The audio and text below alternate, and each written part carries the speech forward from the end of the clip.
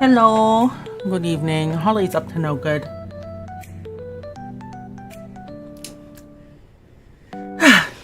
I was like, okay, I'm gonna let you out to the bathroom ahead of time. I let her out. All was well. Right? As soon as I click go live, she's like, I'm gonna sneak off to the basement. It's like, what are you doing? So I had to go.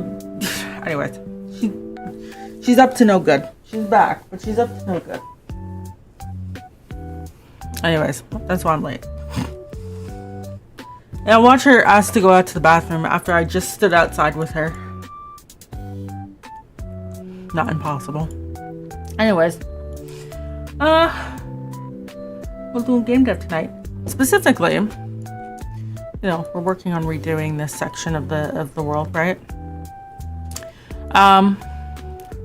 Our goal is these two maps today. So this one right here and this one right here. That's our goal. Because we're going to be doing game dev marathon Saturday, Sunday. So that marathon will be about the remaining maps. So this section right here. Which won't be too bad, but it's just like, it's just a lot. Like, we're not changing the trees. We're mostly going to be changing like the bushes or the flowers and stuff. So it won't be that bad, but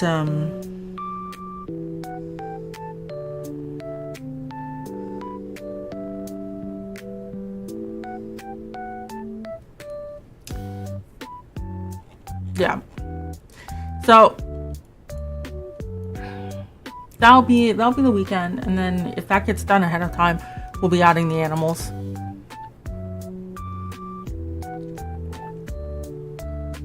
Big game dev week. Hey Chili Tally, how you doing?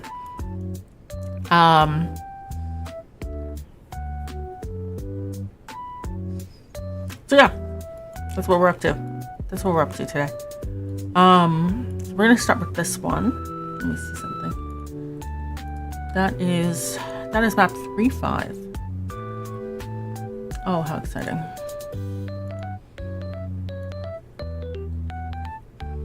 Sure, let me in.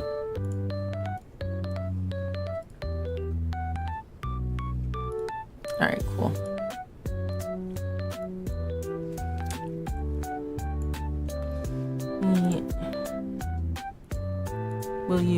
Will you show Game Maker for me? There we go.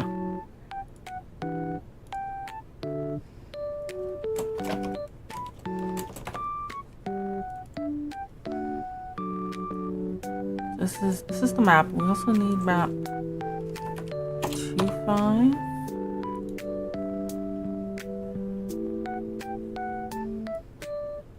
And 3-4. Cool. So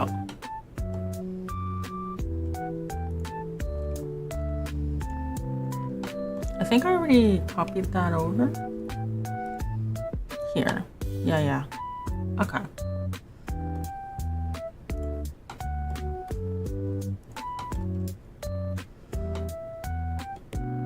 Hello, 101. 101. I know that's like a, I know that's in 10-10.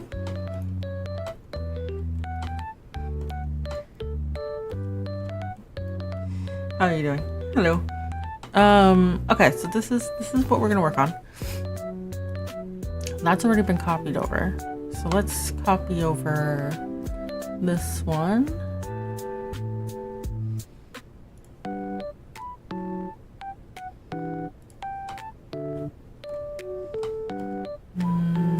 Why is my neighbor? What shenanigans is afoot over there?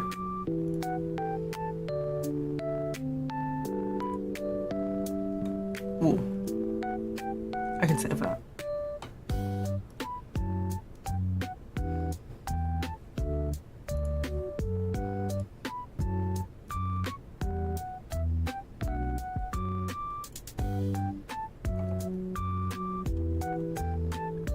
What is that?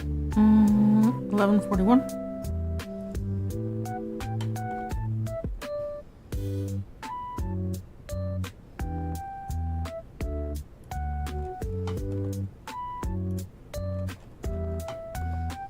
And then I think it's just the trees and stuff to copy over.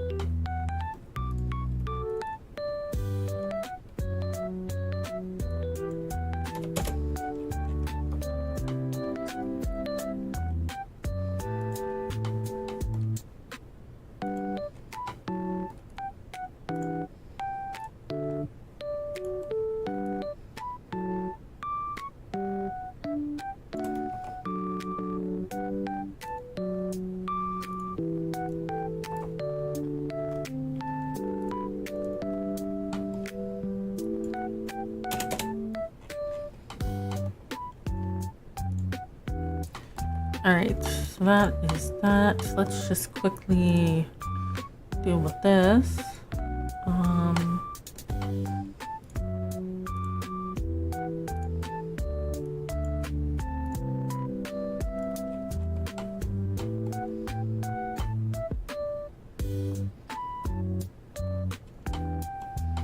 And then for this one,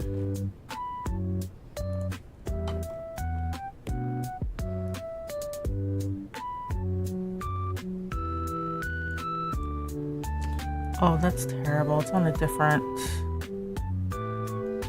tile set type.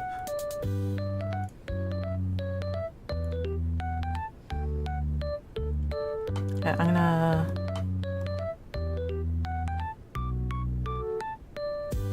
put that there.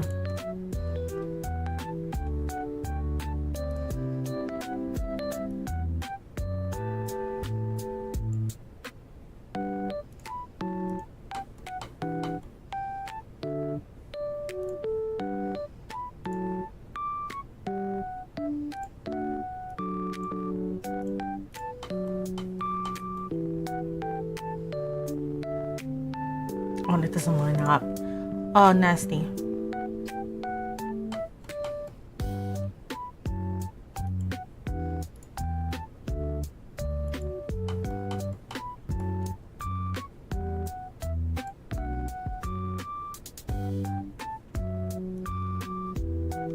I can get that to line up. Just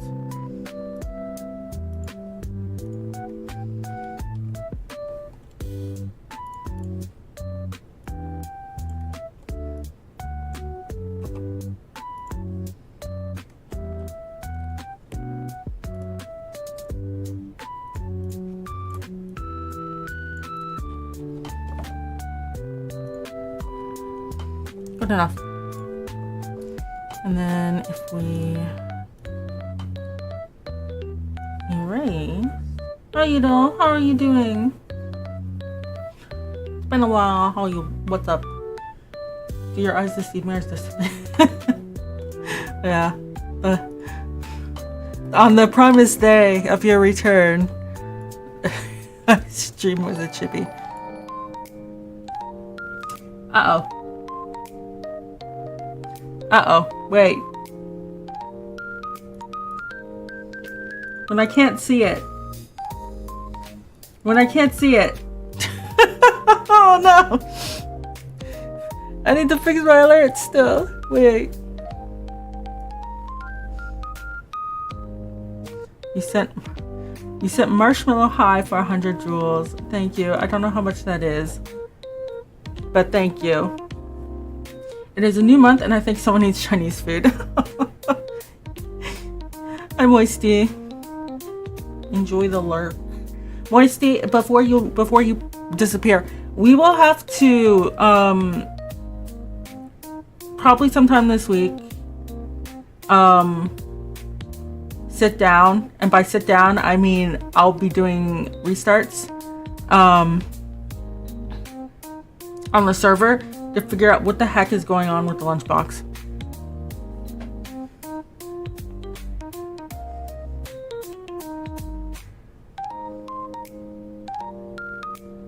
I think we just need to have a couple people connected, and I need to just be like sitting there and reading the logs and stuff to figure out what's going on, and turning mods on and off until we find out which mod is the one doing it. So, heads up. I don't know what day it'll be, but probably sometime this week because my week is looking lighter than usual. Yeah. What happening? Well, Ito sent me jewels, and I don't know what that means.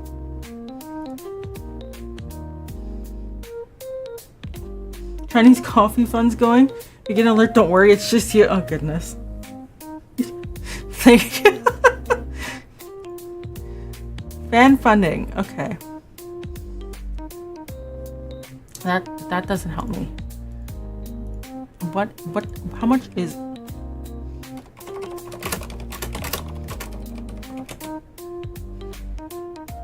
Jewels is a virtual digital currency they can buy.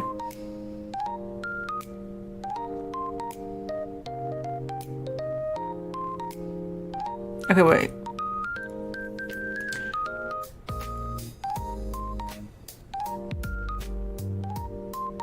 Okay, so 2 jewels is 1 ruby, which is 1 cent. Which means 100 jewels spent is 50 USD. 50 cents USD. Okay. Thank you. They keep coming out with new stuff. I can't keep up with this. Bits is easy to understand. You just drop the 100 and you're like, it's $1. What on earth? Okay. Why couldn't they just make it? I can't even understand anymore. Yeah. Okay. What was that? Oh, right. I was copying from down here. Yes. We need to get the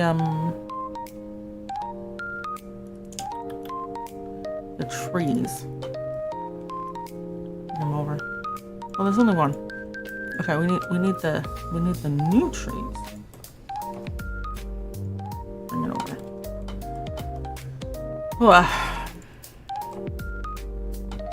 Oops.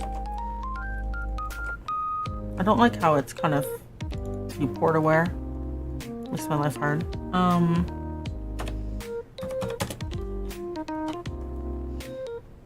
That's not what I wanted. So my dad checked my math today. Guys, I can do construction. Trust me. We were talking about my landscape project that I'm gonna do while I'm off next week. And he was like, we're not planning to do the whole project next week, are we? And I was like, no. But I wanted to design the whole thing, and then because we can do it in segments, and that way we're not going to be surprised when we do the next segment and it matches up, right? And he's like, oh, okay. So then we talked about it. He checked my math. We talked about different materials. Hi, Desmar. Canada represent. Woo.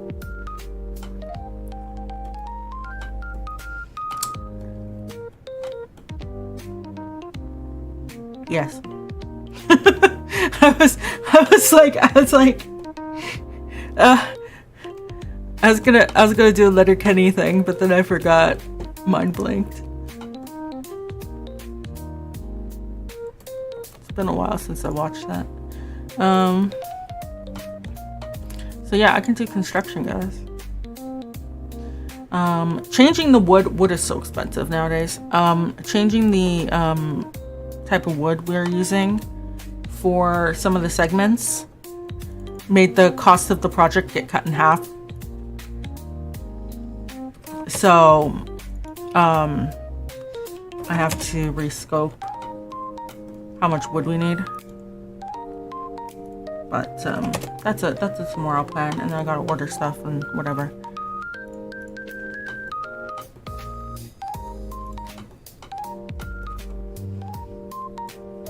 Alright. So I think that's it from down here. I think we've got all the edges.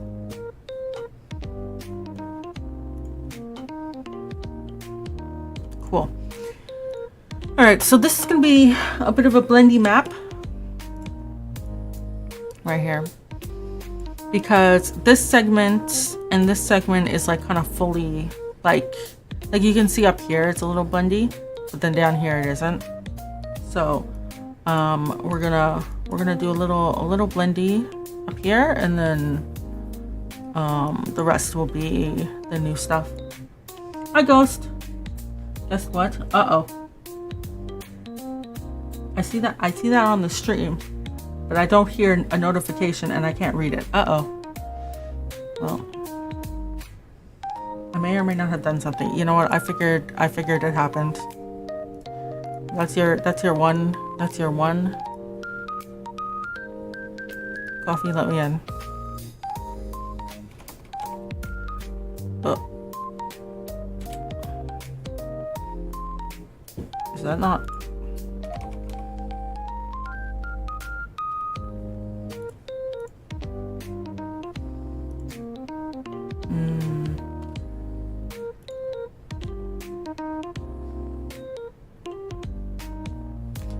Confirmation code.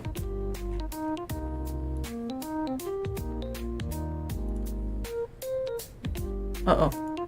You have 7 new alerts? What do you mean I have 7 new alerts?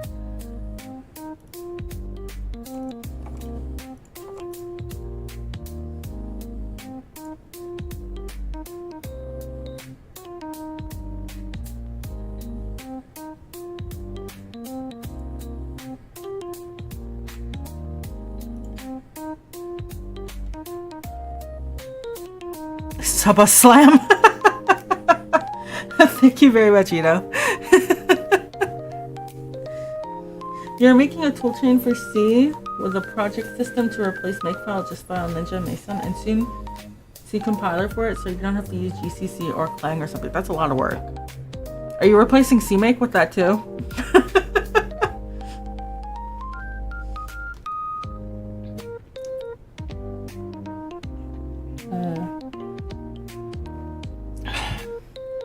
Thank you very much, Ito.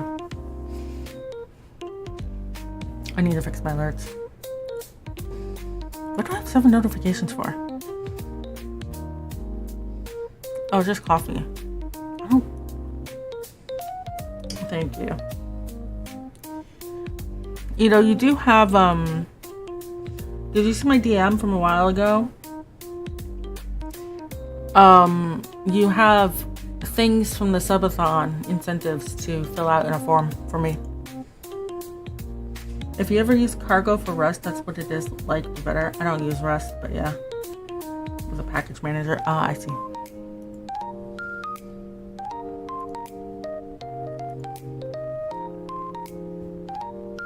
I did. I don't know what I want. Okay.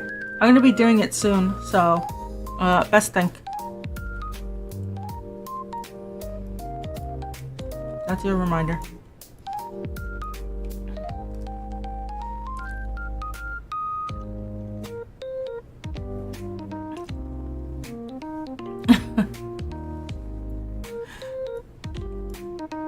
Yeah. Am I happy? Well, if I answer that question, you're not going to fill out the form now, are you?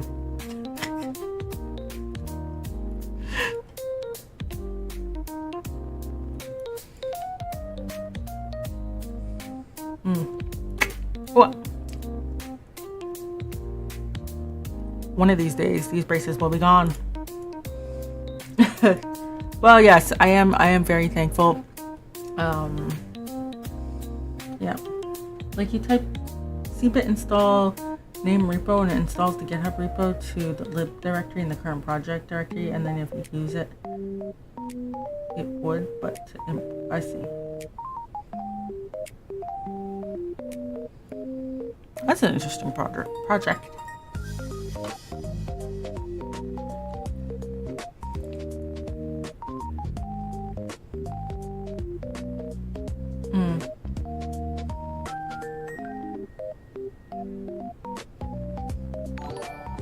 Oh, hello, Polly.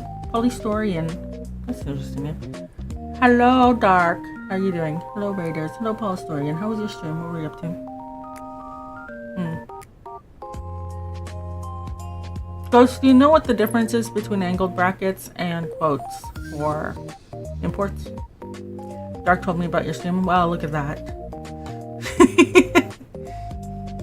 What were you doing? What were you up to? We are working on maps. We're working on filling in this section right here. We're redoing it. Yes? Okay. I've had to explain that to a lot of people recently. You were playing Minecraft and watching a bit. Ooh, nice. Okay, let's see. So I think we need a little bit of the darker grass at the top. Do I not have that up here?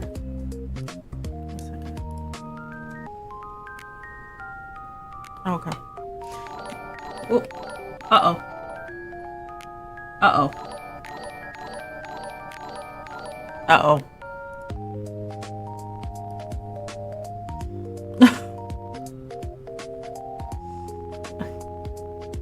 Thank you for the gift, Anita. See, just testing. Uh-huh. Oh, wow. Thank you very much. You may have done something. Uh-huh. Yeah. Yeah. I think you've hit your quota for the month. My fellow. I think you've hit your quota. I think you're banned now.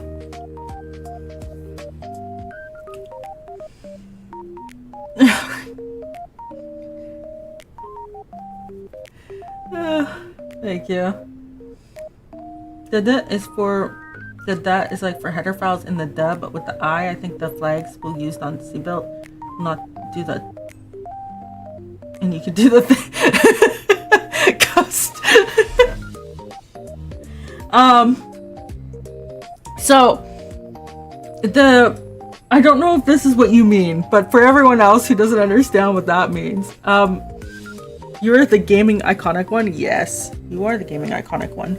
You will forever be. You're showing Polly the clip where you keep featuring me in every single time. You're gonna have to make a compilation. You're gonna have to make a compilation. You should clip farm off of me. Clip farm yourself off of me clip farming you.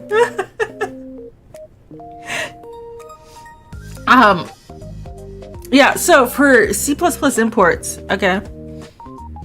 When you have I am gaming as our Empress, yeah.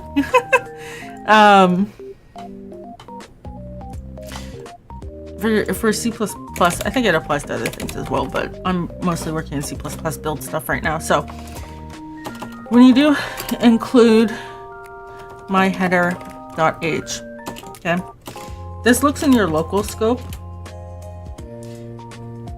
C, not C++.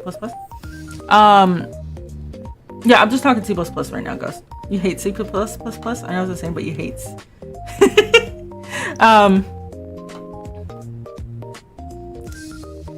Rambo, give me a quick side. So in C++, when you include other files, right, you do like this. So this is your header file or your C++ file or anything, right? And so this looks in local scope. Okay.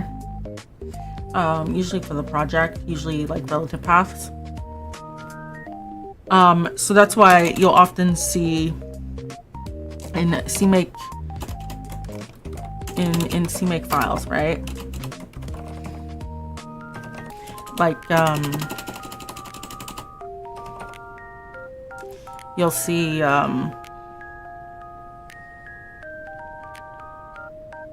what's it called? Add subdirectory or something? Anyways, like this. And you'll see my project, right? Private folder, right? So for example, if you're like source, I don't know, my folder, right? You'll often see this in your CMake stuff, and that's so that you don't have to do relative paths, right? Like this. you don't have to do that. It'll look here for it. Or even if you are in source, you won't have to do my folder. Okay, so this is like a local search. Okay. For angled brackets, that usually looks for external first. So like libraries and stuff.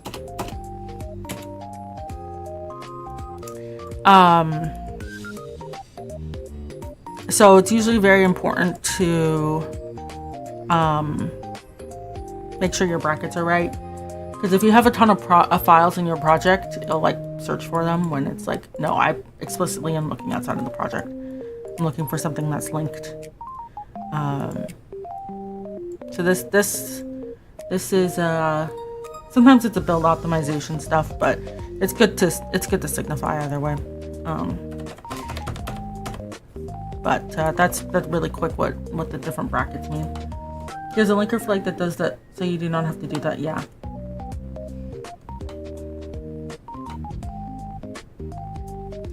Ramen, is this an action or turn-based? It's turn-based. There's 2 battle systems, both of them are turn-based. But the turn-based is there's some optimizations for it, so it goes a bit faster, and then it's technically timed. You only have like a minute or something to make a decision. The debate battles, I've removed the timer from them. And anything in .lib will do that auto. Yeah. Well, that's because you would have set up your linker flags for that. Yeah. Right? Or something like that. Anyways, that's how it works in C++ with this. You make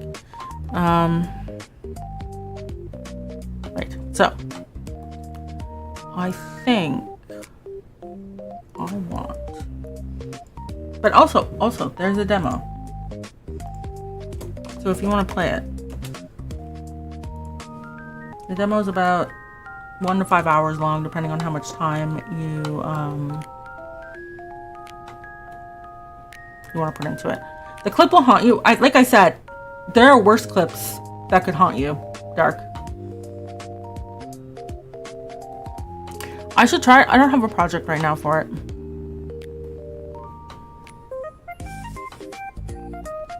You played the demo. You need archives.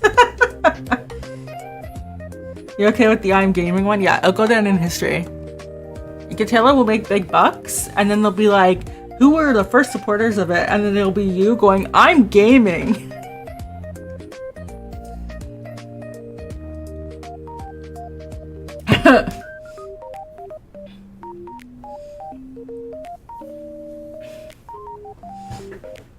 And we just have to make sure it goes viral, specifically, you know, for that.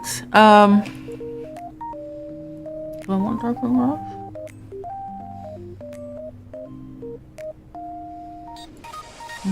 We can probably get away without it. You have to have Rust installed so you can. I don't have Rust installed. That might be what does me in.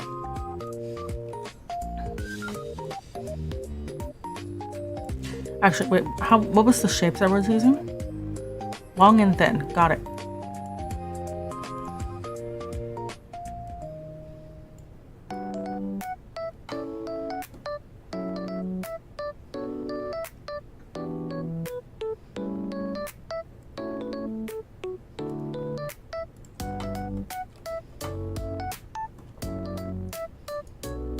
Might be too heavy-handed. Linux? Oh yeah, I don't have Linux either. Alright, well that's not happening. Sorry. This clip shouldn't have been viral. I can keep making it go viral.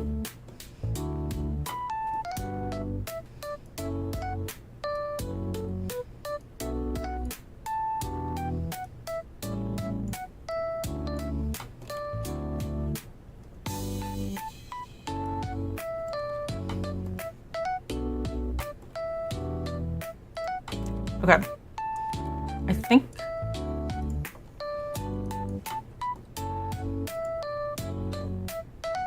I think that's enough of a transition. We're good. Yeah, no. It did went viral on its own, did it? Did it? I don't know. Did it? Your C++ did, so what's good for build system? Just look at TMake. Look at TMake for features. Like Unity build stuff. Yeah, actually here. Unity build systems.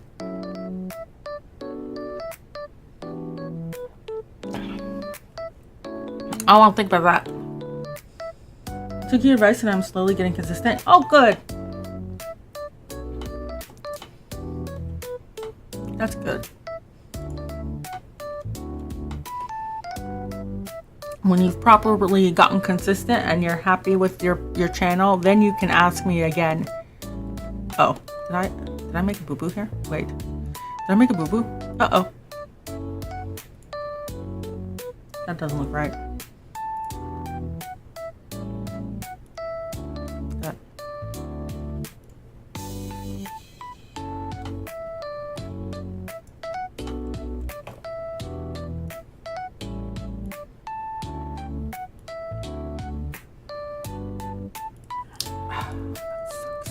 Was that already there?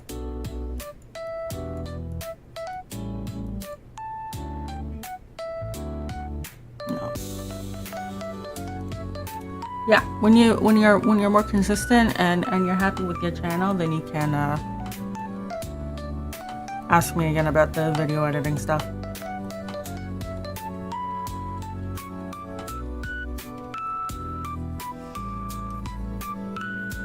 Config. Yeah, take a look at the functionality of CMake.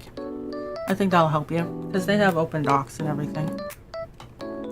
The thing is that usually C++ dev is on Windows, so you're kind of screwed if you're only doing Linux.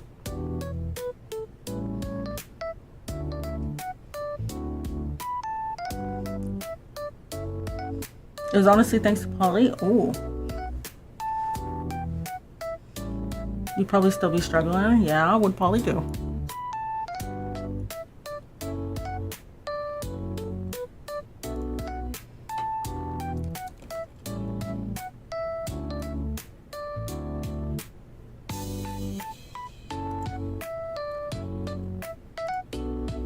I think that's too large.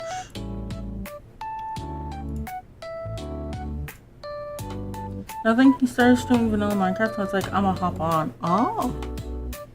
I see. Got it.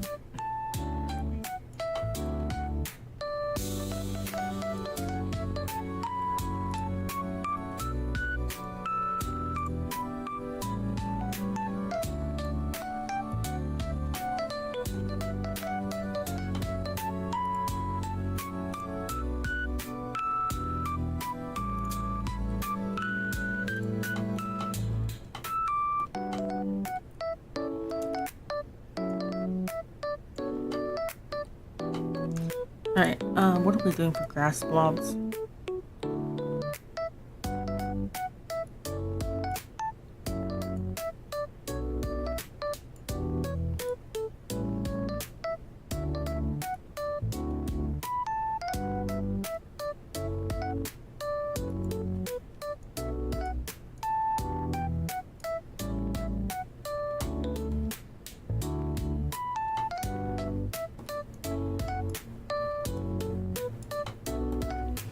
Alright, we're gonna do trees first.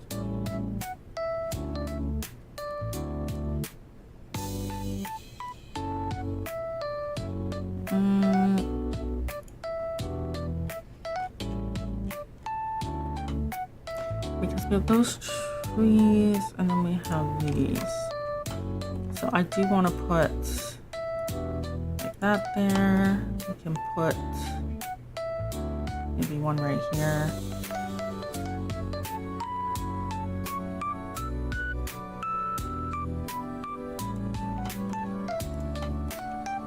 What's our density?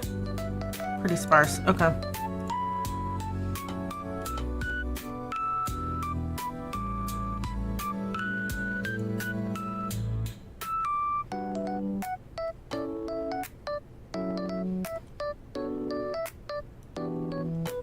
Okay, so we'll keep it sparse, and we'll do some of the smaller trees. So I think smaller trees, maybe a dead tree for fun.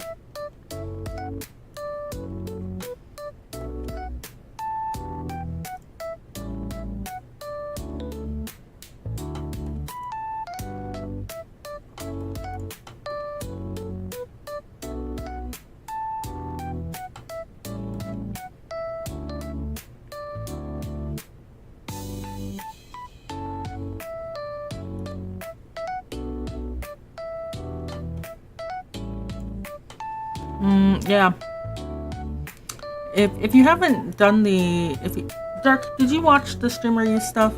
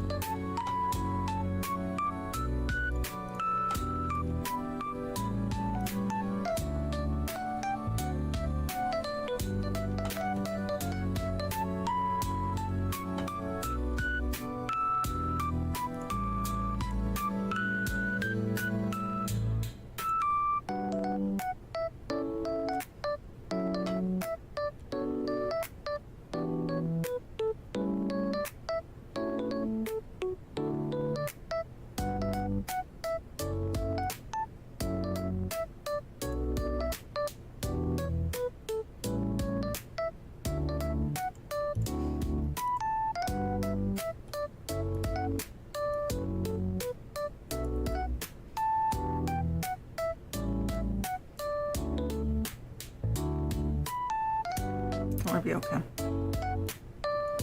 We'll put grass. We'll see. The streamer used stuff. So basically, like what Ludwig was talking about with his things, would be worth checking out, doing some of the exercises if you've never done them before.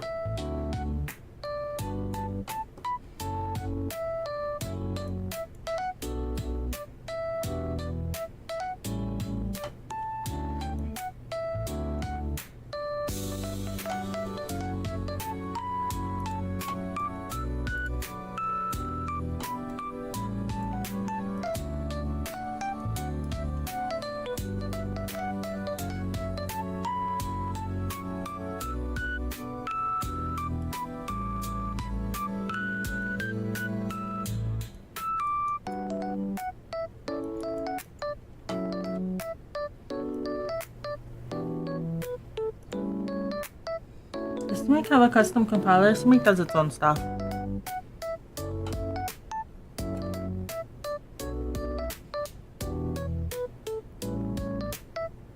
Smic is a build generator, so think like make files and stuff. Or not a build generator, but yeah, it's a build system.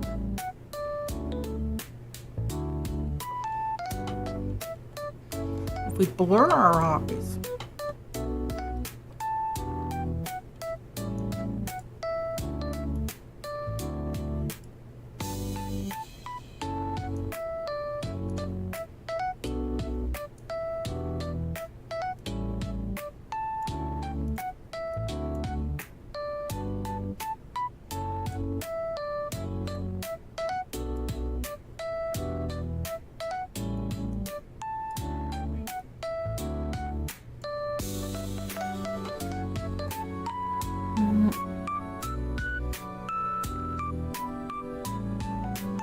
Hi, Paul.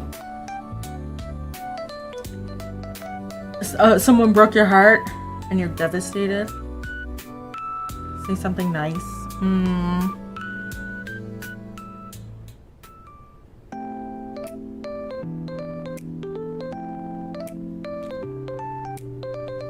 Well.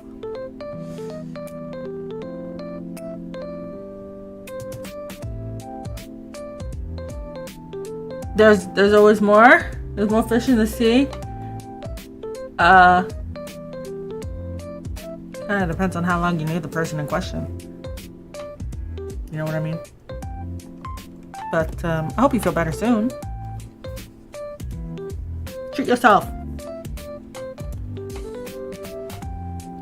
Get that fried chicken. Eat that ice cream.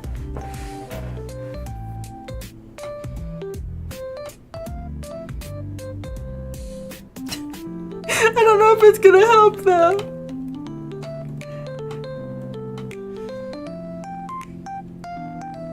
I hope it helps.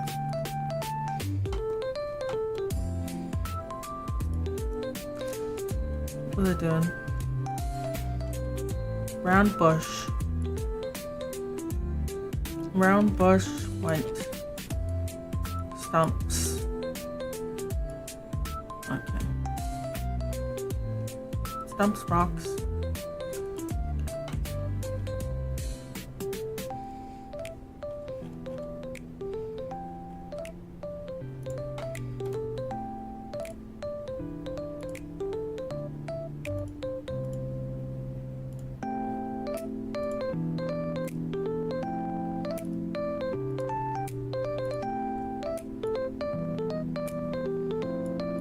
That works though.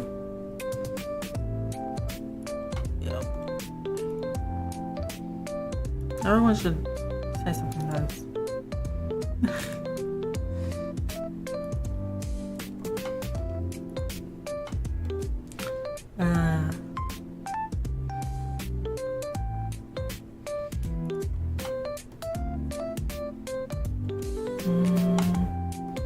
That'll be okay. And then we can do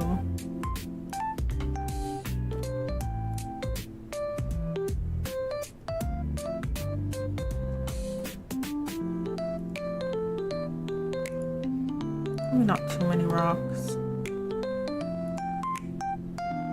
Do some more over at this edge because it's kind of rocky over there. And then we'll do the bushes.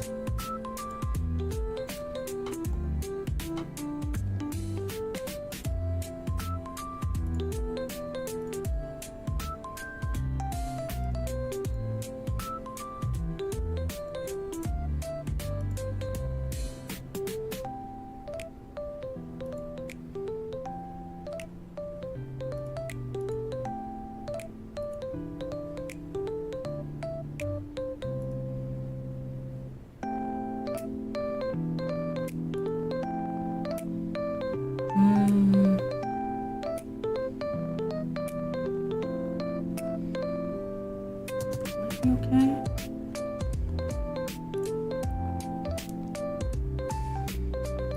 What flowers are up here? Okay.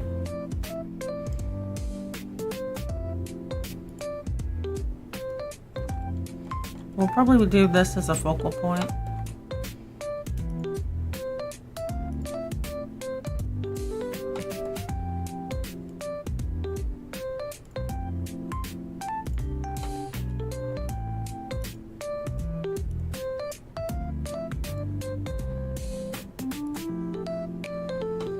Hello balls. How you doing?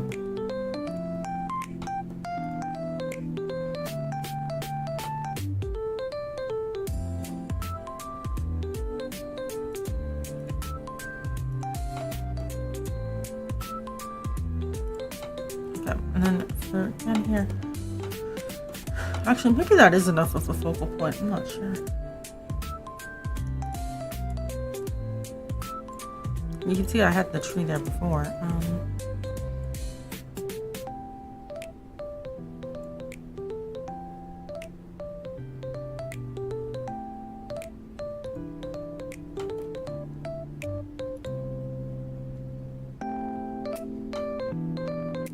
Maybe that's okay. Let's see. Let's put the enemies back on the map and just take a look. We gotta move you. We gotta move you because you're on the path.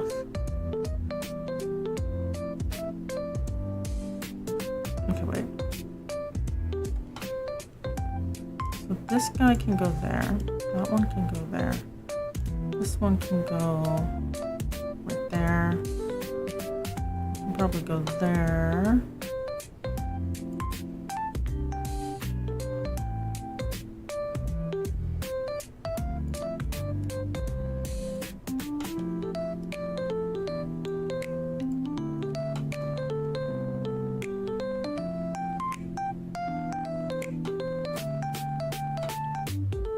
Maybe okay? Recently gone a rabbit hole concerning the Sinaloa cartel civil war happening right now between two factions from federal forces. Where is that?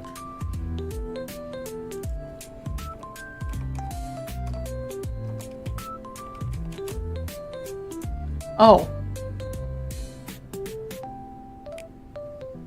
I see. When you say federal forces, do you mean Americans? Or do you mean Mexican federal? Mexico.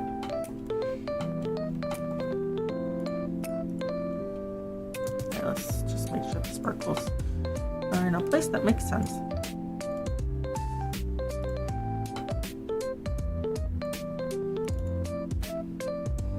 Okay. I see. What prompted this?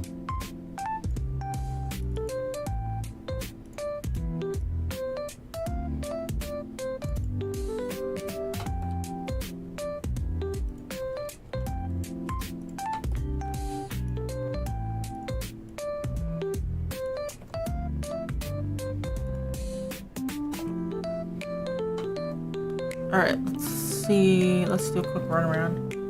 Boredom? Oh, I see.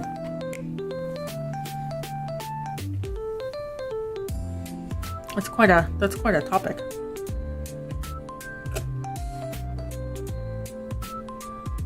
You know?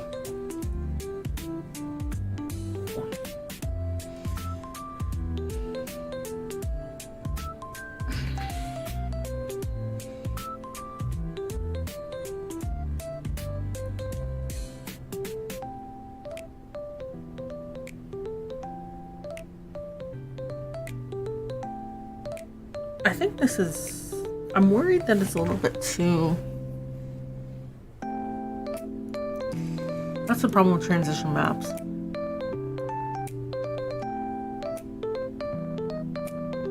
Just worried it's a little too...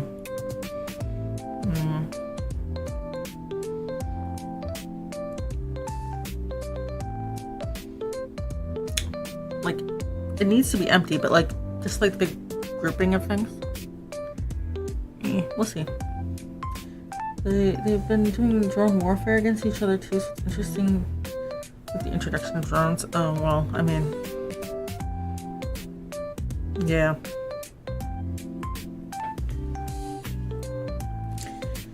Yeah.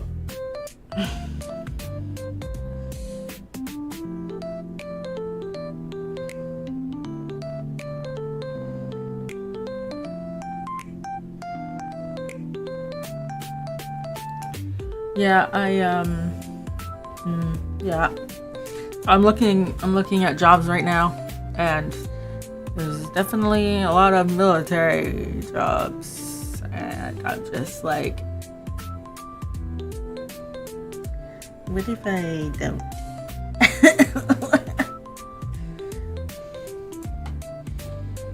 I have decided to go with the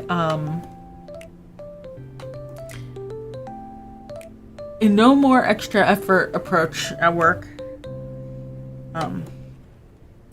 There's nothing quite like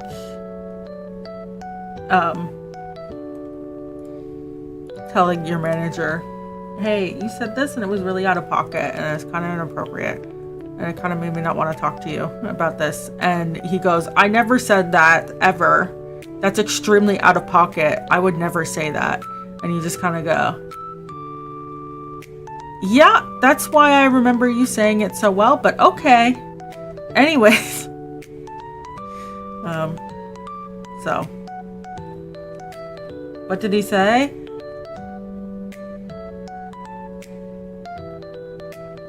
It would be really bad if I went to HR about it. It was about someone else. Does this line up? Oh, it does, huh? Yeah, when I was telling him about, basically, I've had this issue with my one coworker. I mentioned that before. He uses AI for everything.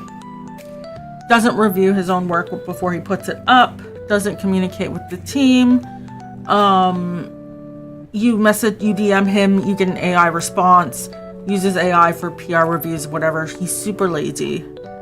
The general sentiment on the team is that they don't want to work with him. And so I went to my manager and I was like, hey. Also, he's gotten more and more aggressive towards me, and he started micromanaging in front of the whole team and being like aggressive. So I went to my manager like 2 weeks ago. I was like, hey, I know we've talked about this guy like to death, and I am out of ideas. I have tried, like, treating him like a 4-year-old. How young is the guy using only AI? He is, at youngest, 4 years younger than me. So he's not, he's like 8 years into his professional career at least, okay? He is still at a junior level, and he wants to be a senior, but he can't take responsibility. For example, he broke main 4 times last week because he did not run the linter check locally, and he did not run a build before merging. We don't have it blocking right now for builds, just because it takes like 30 minutes for a build to run. I did get it down to 15 minutes, but we had to add debug builds so that, you know. Hi, Panzer. 8 years and using AI for everything. Yep. Last year, before he was using AI for everything, he was copying and pasting all the code. So let's say you had to implement something in a bunch of different places in the code base, he'd copy the same block of code everywhere, which has resulted in a lot of extra refactoring time for the team as we are cleaning this shit up. You know, this doesn't feel that bad. Now the question is, does it feel different from the previous zone, right? Like, because that was one of the problems, is like people would accidentally go too far. Right here. How does he not know how to code? Great question. So, and he lies as well. So like I helped him with his code last year.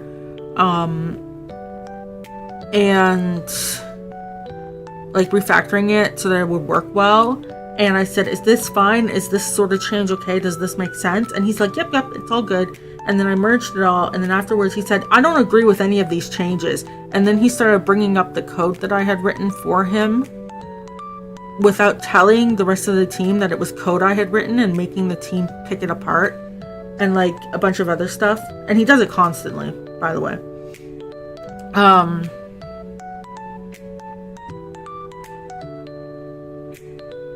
Although his target seems to be changing, because I'm not engaging with him. I don't talk to him one-on-one anymore, by the way. I told my manager that. I'm told him I can't talk to him in private.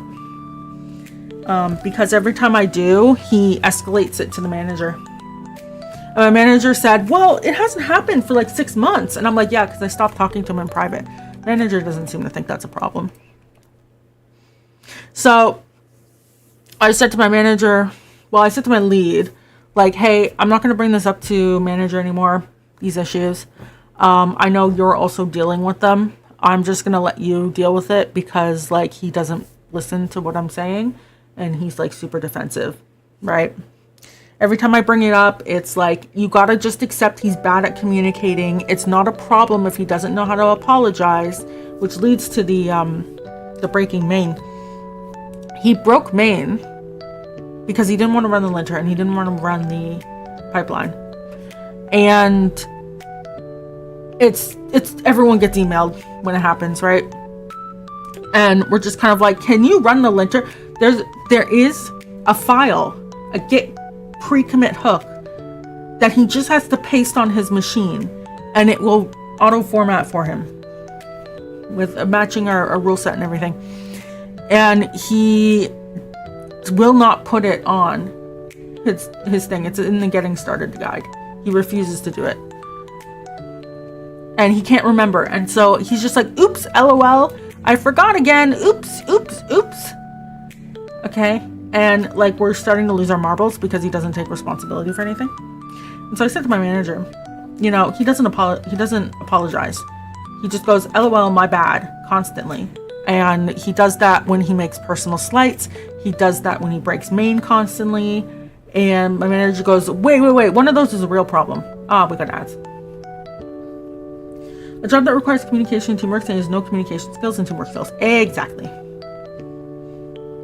We'll wait for ads. Let me run around.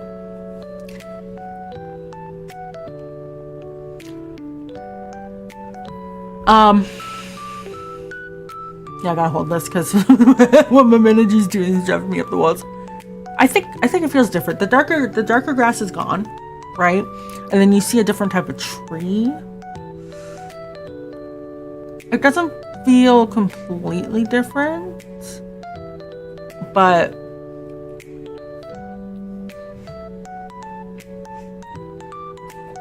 maybe you get the vibe it's different.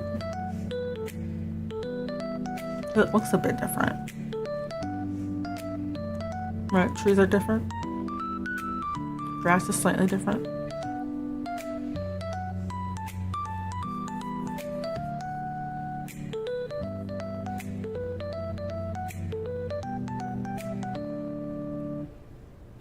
We'll see.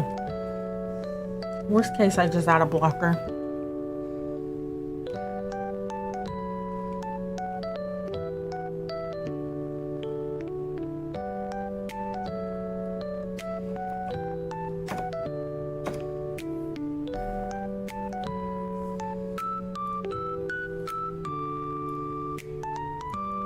Got another minute. Here we go.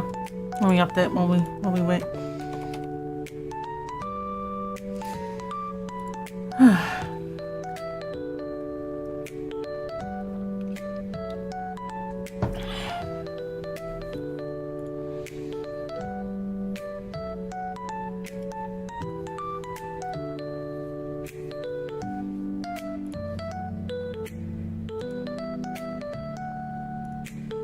Just imagine the next generation will just, who graduated with the boom on AI. Oh god, it's already a problem.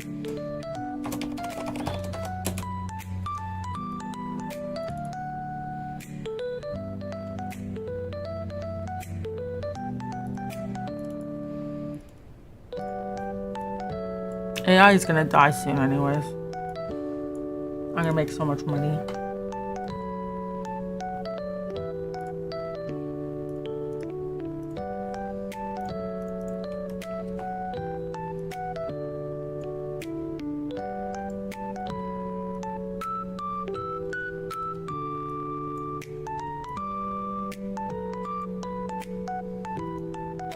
Bad communication skills can be tolerated well enough if they're competent, but it sounds like no.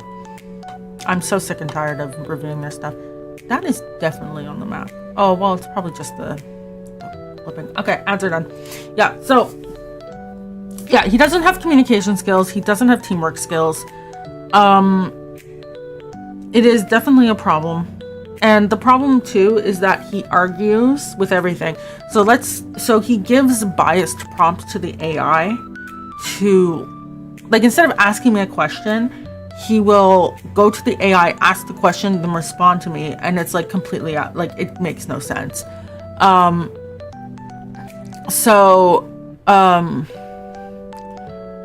There's been a lot of cases where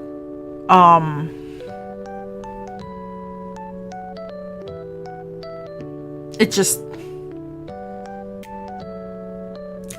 I need to regenerate. I need to regenerate a map. Give me a second. It just doesn't work. Okay, and I've tried everything. He argued with me about smart pointers, and I was like, if you make this change, it will cause a crash. And he did not believe me. And I had him with the AI tool open because he was prompting the AI in front of us to have the discussion. And I said, ask the AI if this is a problem. The AI came back and said, yes, this is a problem. You can fix it by using smart pointers. And I just kind of looked at him and I was like, you know, and he goes, oh, okay, we don't need to have this discussion anymore. This discussion ran for weeks because he prompted the AI wrong. And he argues about test-driven development. He argues about proper spelling and grammar. It's this guy. Yeah, and his motto is, as long as I understand, I'm willing to do it. You give him an explanation. I don't agree with that explanation, so he's not gonna do it. So he argues about everything. He argued that if I want changes on a PR, I should just do it myself and he shouldn't have to make any changes. So he is so difficult with PR reviews. It's insane. You'll tell him exactly what to change and he won't change it because you didn't comment at every single line what to change. Right? Or like I said to him, I'm assuming that you're competent at your job.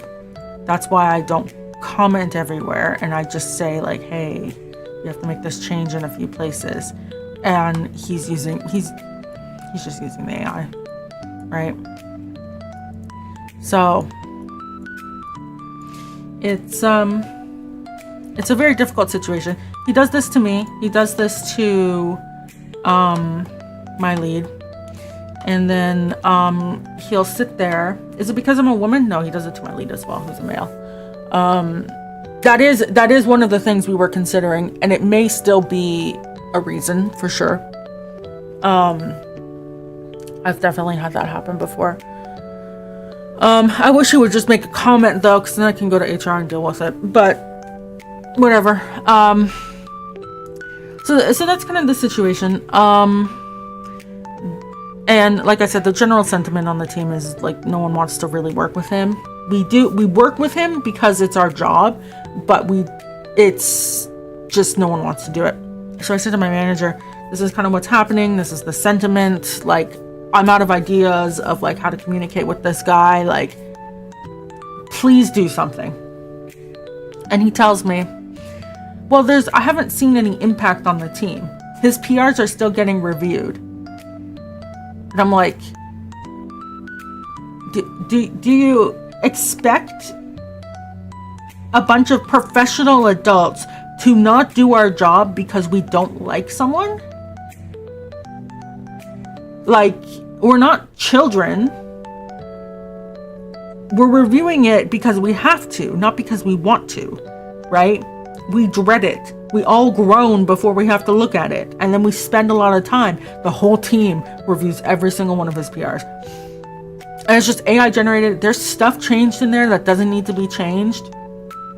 Anyways, it's a whole thing. So, you know,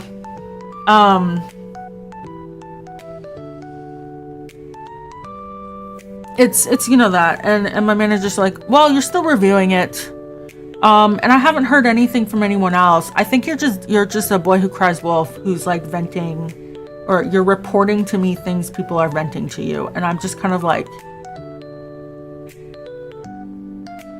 okay, I'm never bringing anything up to you ever again. You know what? You don't get any of my prophecies anymore. You know what happened 2 sprints ago? I was like, we need to start doing performance testing on this thing we're doing. I'm going to implement a library. Guess who has to fix a performance bug this week? It's me. Guess who's using the performance library I wrote? It's me. This keeps happening, by the way. I'll tell him something, and then 2 weeks later it'll be an issue, and I'm just like. So anyways, he doesn't get my prophecies anymore. He's been running on easy mode for the last 1.5 years. Have fun. Sounds like he's just very insecure about his own skills and therefore feels the need to get wins or records of him being right so he can justify his own position and job. Yeah.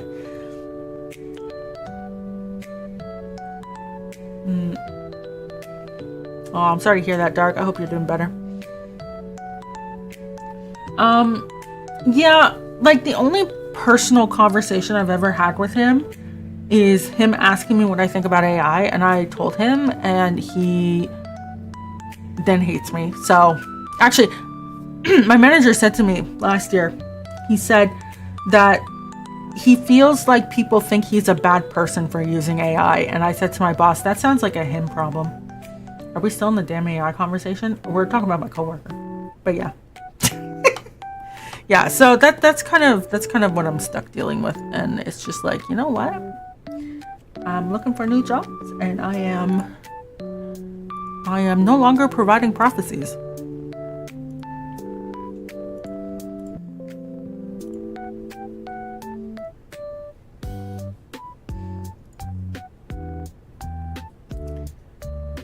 Okay, it's exporting. Let's see. Is it done? I think it's done. We've had a lot of drama with coworker, as far as I can remember. Yeah, lots of stories. Yeah. Oh, every week there's something new.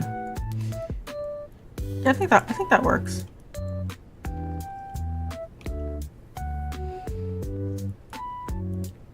If anything, it's more sparse.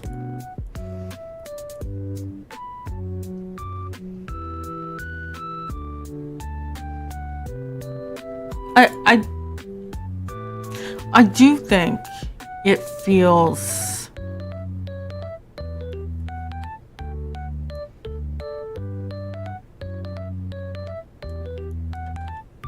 it's similar enough, but it's also different. It's not quite as abrupt as over here, but that's just because this is very high density. Similar over here, it's very high density.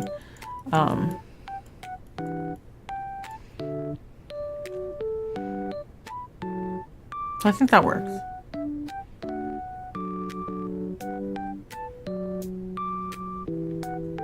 Okay, we're gonna come in it.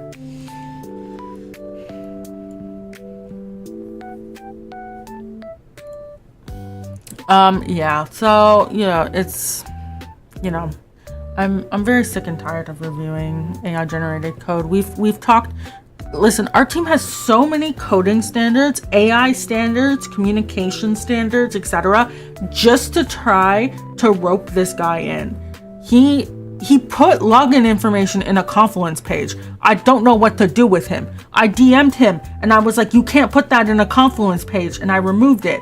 And he goes, oh, since when? And I'm like, forever. So I'm just out of ideas. I watched how to communicate with toddler videos to figure out how to deal with him, because he's emotionally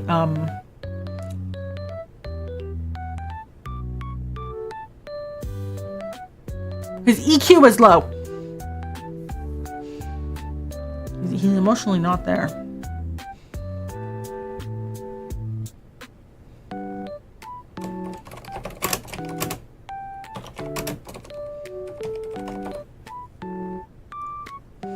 It's probably good to get across to people like that our programmers' pride lies in their own skills and not what they can half-assedly prompt from a machine. You can use AI, but you can't expect respect out of using it. Yeah, I just said that's a him problem. But the thing is he doesn't care about his skills. What he cares about is how much code he pushes into main, and what fun features he gets to work on. That's it. I've watched him. It happened last week. He found a bug, and he said it was the highest priority thing. We gotta fix it. He had 2 other people drop everything to help him look into it, and as soon as we were pulling in some work for the next sprint ahead of time, that was fun, quote unquote fun, he dropped working on the bug and left it to the 2 other people and then went to go work on this feature.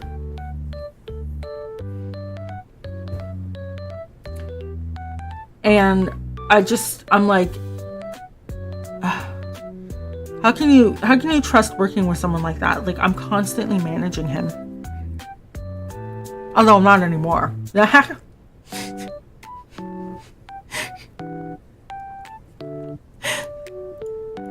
I'm going on vacation. They're getting a preview this week. I said basically I'm off for most of the sprint, so I'm just gonna focus on the bug. That's it. And try to figure out where the problem is, and then you guys can figure out how to fix it. Yes, we're gonna do this one.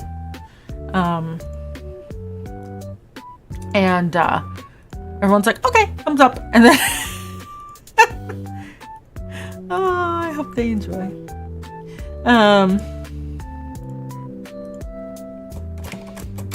Yeah, but it just,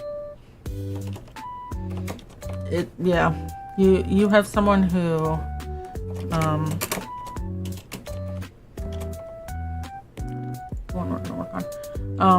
he has no pride in his work whatsoever. So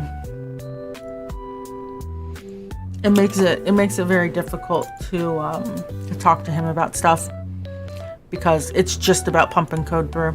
That's it. That's all he values. Do I use AI outside my work? I don't even use AI for my work. I am staunchly anti-AI. I am the baseline. AI has not caught up to me. That's part of the reason why I don't use it. But I'm having random convo with it. Nope. Nothing. I don't burn water. No water burning here. Give me a quick second.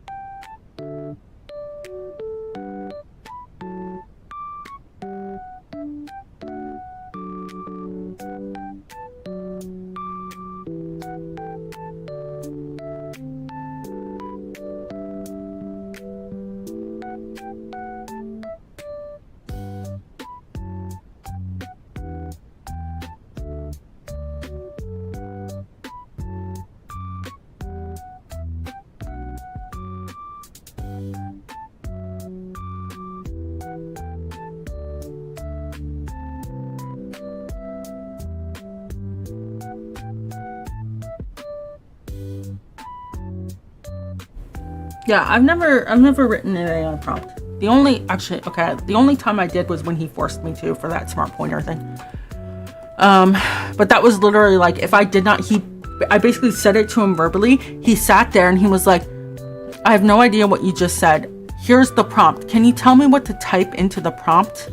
And I just wanted to kill myself.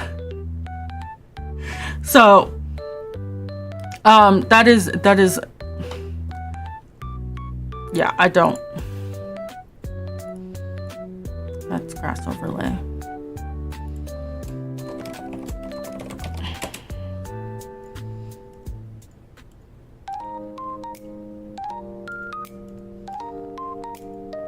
That's various things. Why is that?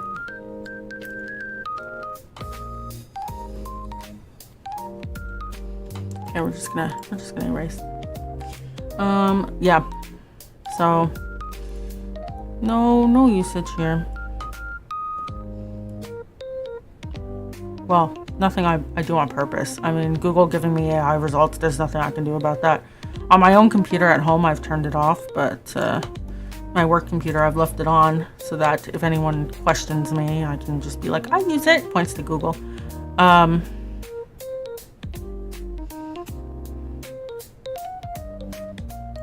But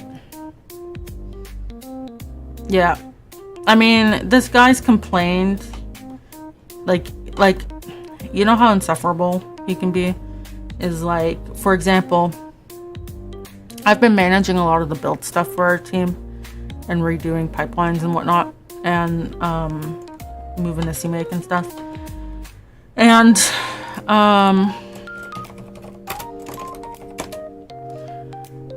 when they were setting up the servers and stuff, they gave me access, like the Jenkins nodes. They gave me access. They gave my lead access, and then one other person, the person who made the request for us. So that's just how it was done. And one of the nodes went down, and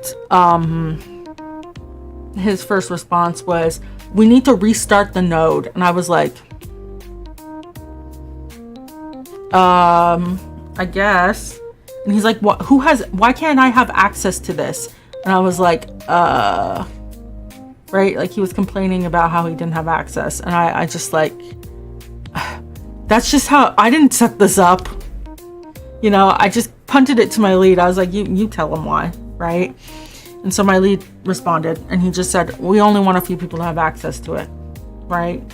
My accounts are associated with everything on the nodes for the build system, so it's like, obviously I have access, right? That's why, like, if I have to do maintenance, I do after hours. But I'm willing to do that because I have so many goddamn appointments in the morning, so I have to make up time usually anyways.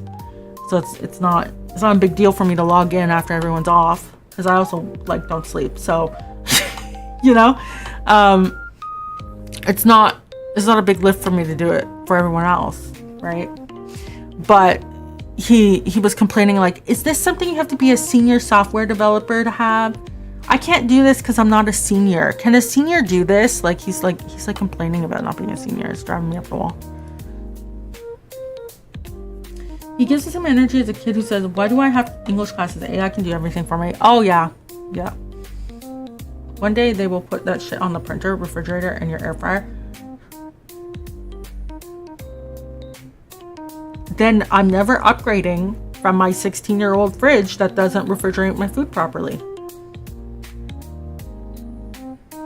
And I have an Instapot, which is already discontinued because the company went bankrupt. I'm good.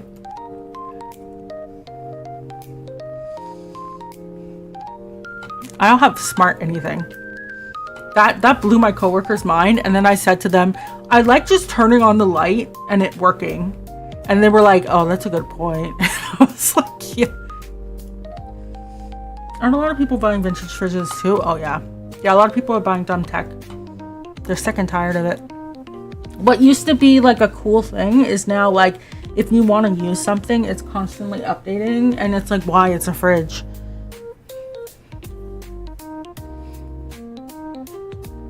All right, let's copy some stuff over. Yeah, so it's just, what is the tile size on here? Okay.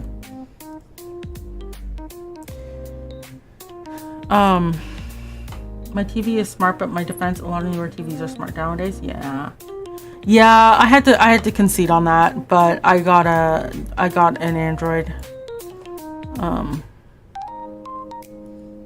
and I never update it, so it's fine.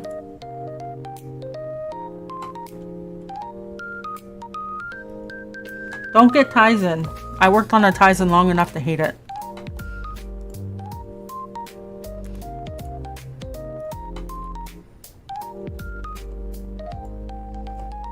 Oh, yeah, 1062.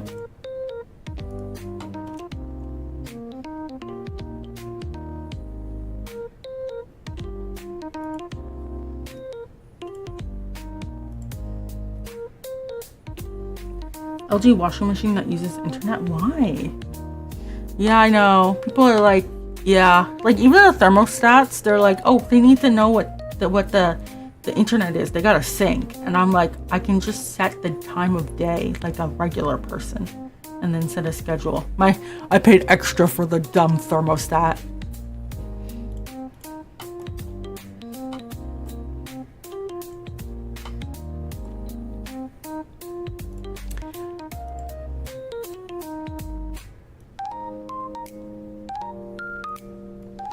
But yeah, it's exhausting the stuff. Show that from the right layer.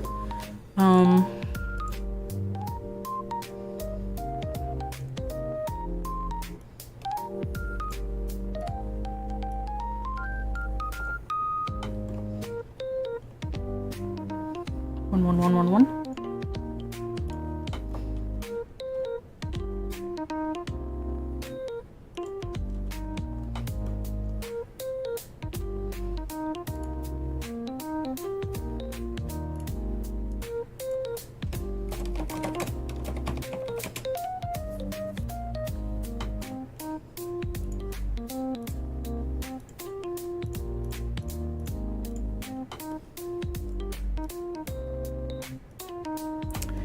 Yeah, we'll see how things go. But yeah, I'm just I'm checked out. 659 at work. I'm just looking for something new.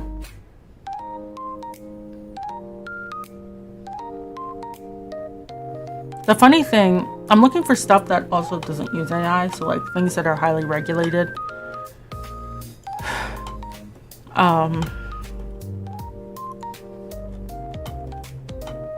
That's one example.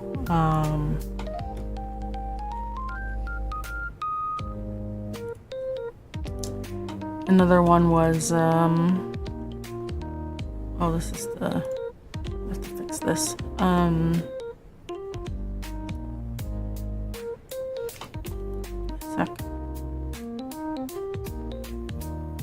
Things that are highly regulated and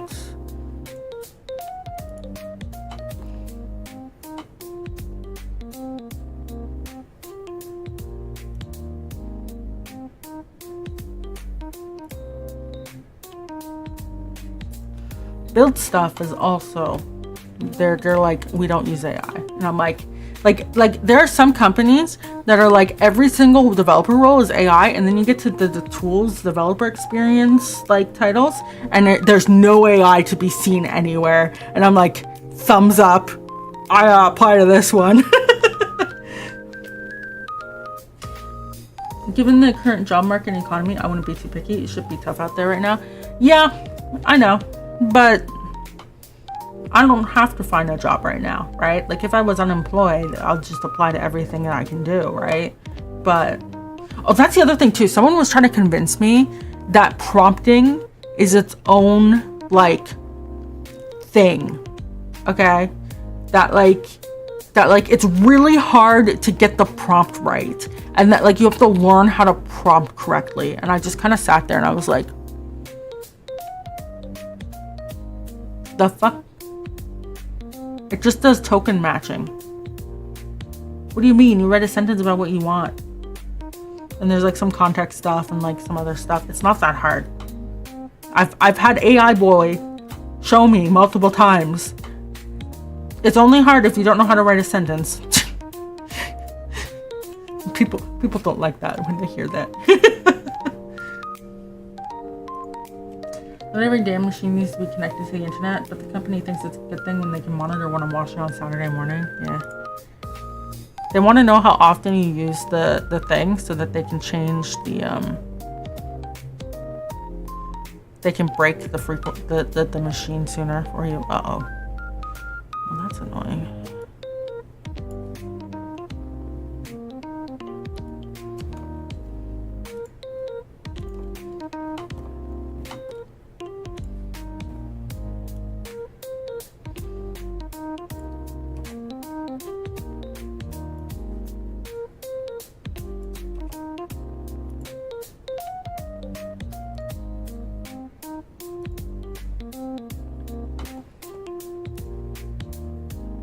There are a few tricks here and there, but even that is just formatting. Yeah.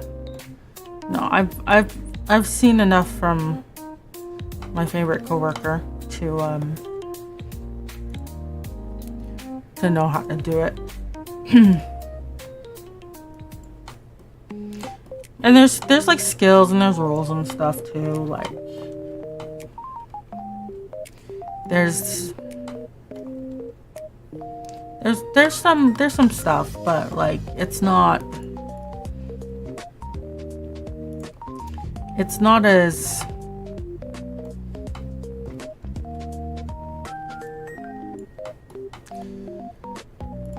People make it sound like it's really hard. I'm just sort of like... Okay.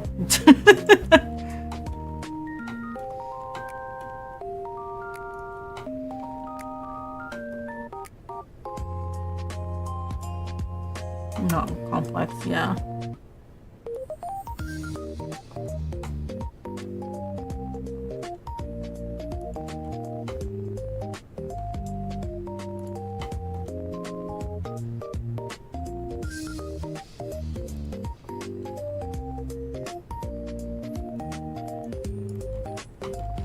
Okay, so let's see.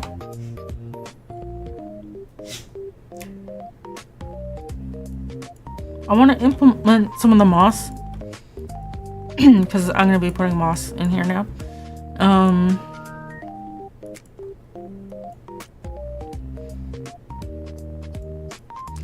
So we'll have some darker grass patches up here and some of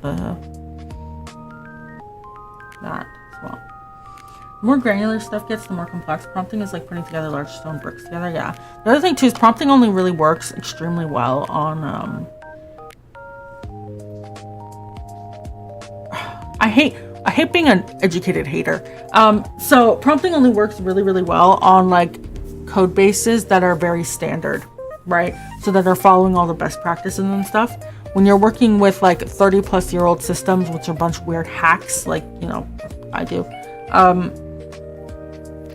it doesn't work very well because it's just not following, right? Because it's a token matching algorithm, right? I've seen it try to token match for CMake and it can't do it. Someone was trying to convince me that you could use CMake to rewrite it. You could, you know, instead of using CMake conversion tools that exist, that I should be using AI to generate the CMake, and I just sort of went, what the fuck? And they tried to show me, and I watched for 5 minutes as the AI couldn't figure out what a glob was. It had assumed that the CMake file globbed things, so when it added a new file, it didn't work. And it said, yeah, it builds, and we're like, it does not build. Did I have paid leave for vacation? Yeah. I'm going on vacation on Friday.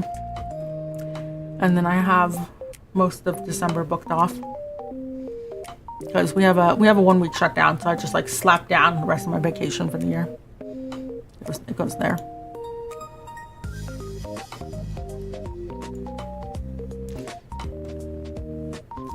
Okay, and then we'll do raised dirt.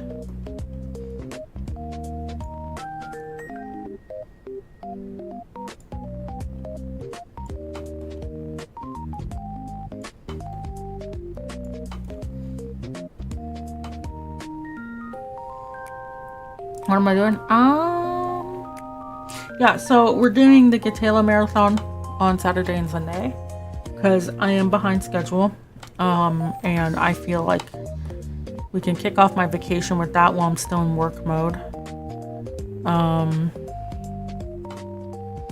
Alright, we'll do trees and then we'll do grass. Let me copy trees over.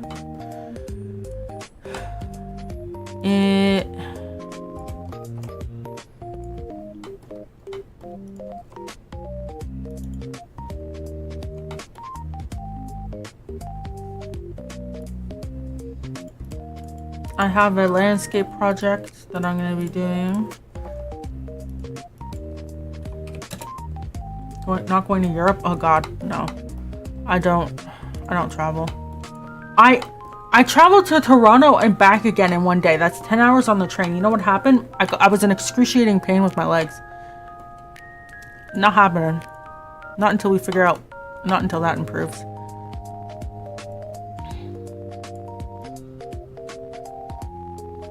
The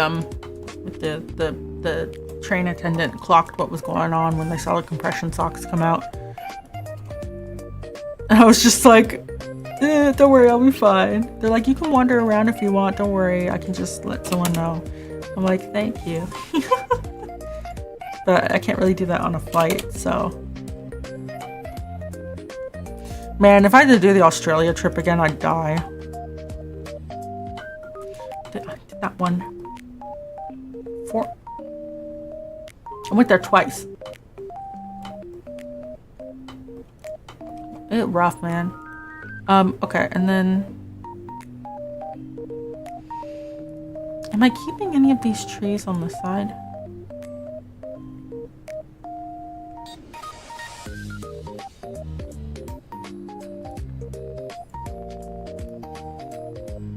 We'll get to it.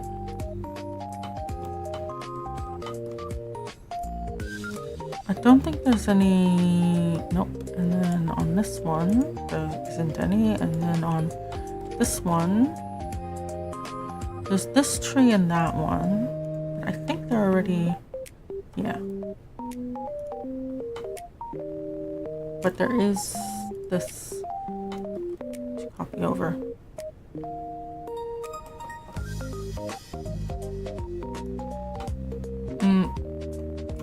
Also, flights are so expensive. It was $1,000 round trip to go to Toronto.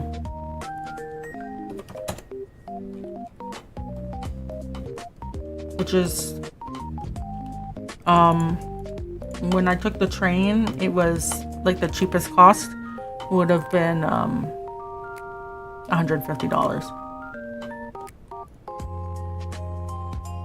And if I booked it out 2 weeks in advance, like if it wasn't, you know, as express as it was because I had to go, it would have been $300, $600. I'd have a beach day.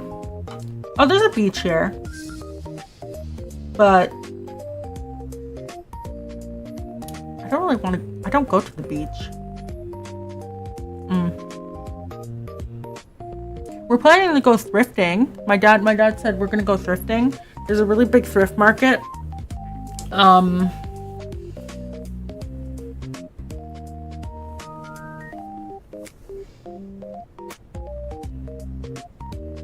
Doing math. It's about an hour. Well, if I speed, it's about an hour drive. It's down by the border.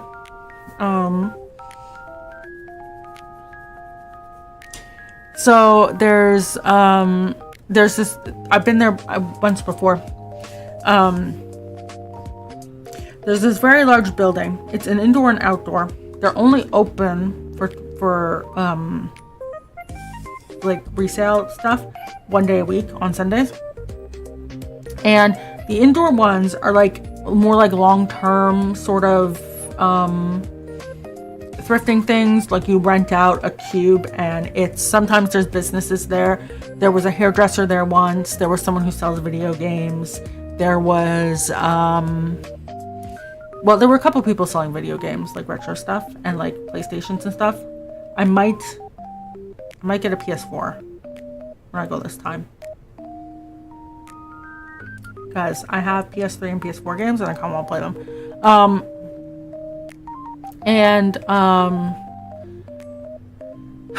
Because then I can get a copy of Bloodborne and then we can play it on stream. So, you know, like there's that stuff. It's all like the prices are good, etc. People selling clothes, people selling vintage stuff, like records, etc. It's all very curated.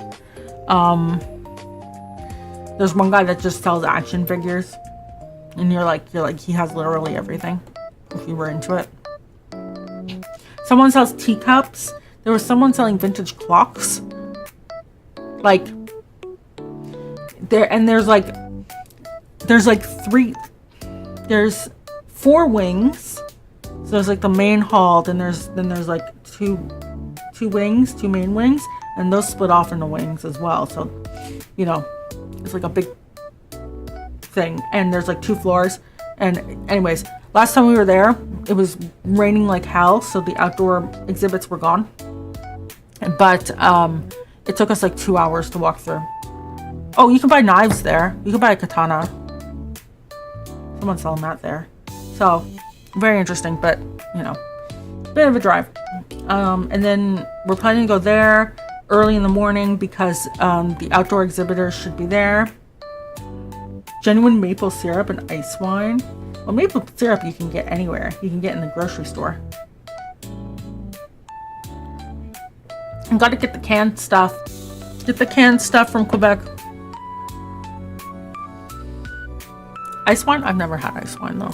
I can't recommend anything.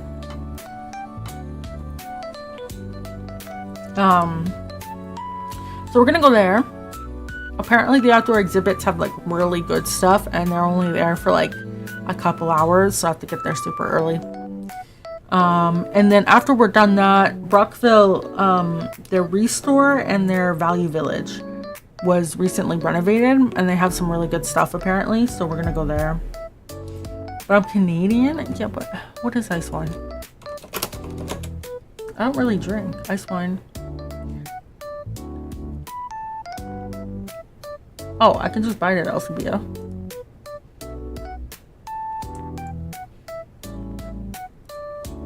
I'm more of a sake and soju person, and vodka. Although I tried a gin cocktail type thing, you know, a cooler. That was pretty good. I think I like that one more than the vodka coolers. Oh, I can get a small bottle for like $10. But how good is it? I don't drink wine. That's the thing. Well, I could buy it and give a review.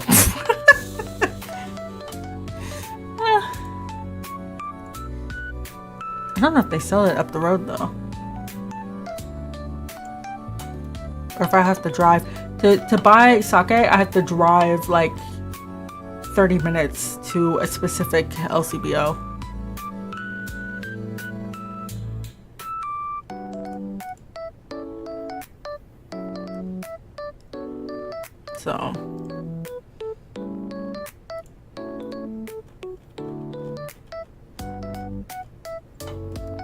So the sake sits in my fridge and I mostly just use it for cooking because it's like $30 something for a tiny little bottle. Alright, so let's see here. Oh, I didn't copy the trees from down here. Oops. I'm like, huh, that looks strange. These ones.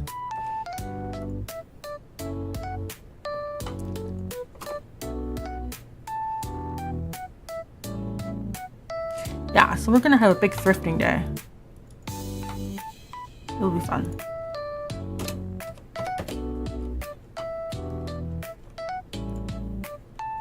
You never know what you'll find. It's always interesting to see stuff though.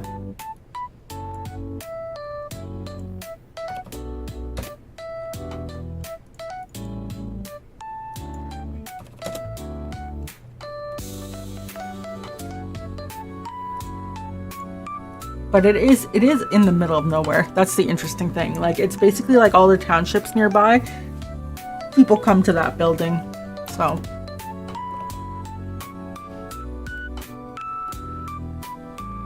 Oh, and I'm getting my hair cut on Friday. I'm tired. I'm chopping it off.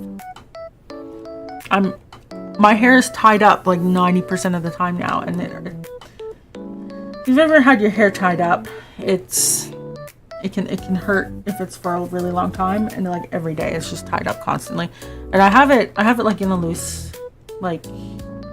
loosely tied up, but even then it's, you know, I'm just getting it out of the way type of thing, so I'm just gonna chop it.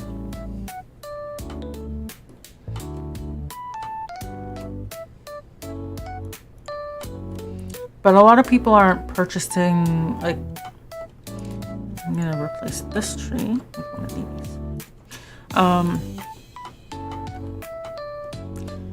A lot of people aren't really getting their hair cut anymore. So, like, the other thing is I don't get my hair cut very often. But I remember when I last went to the hairdresser I usually go to, it was like empty. It was just her. And she was telling me no one really gets their hair cut anymore.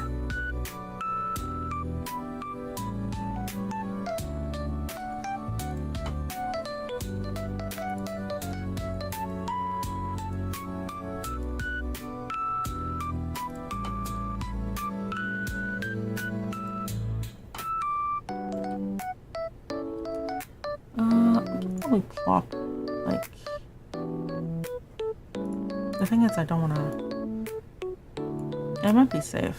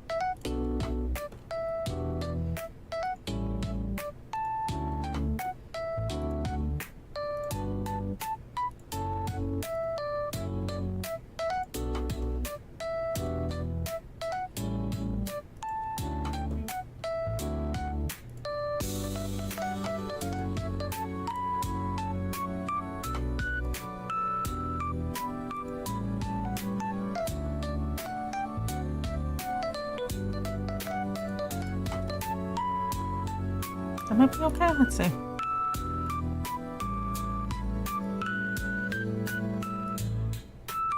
Yeah, because most of the density is on this side. Yeah, that's fine.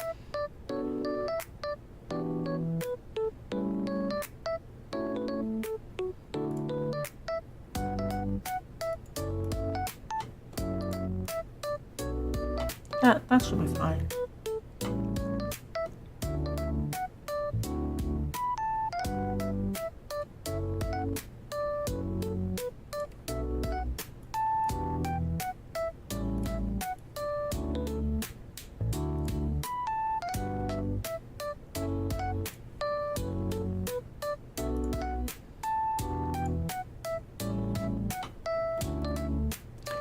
So for over here, let's just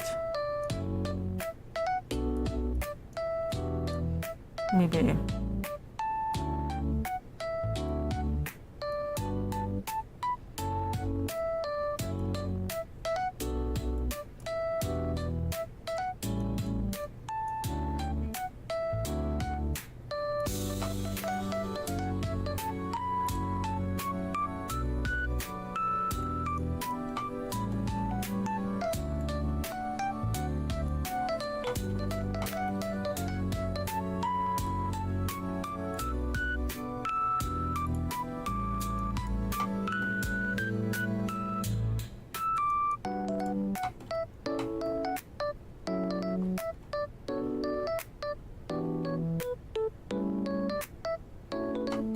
that might be okay.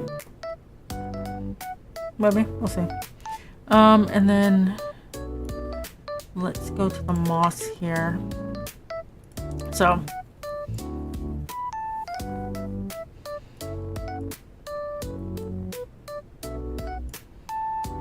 I really only used it kind of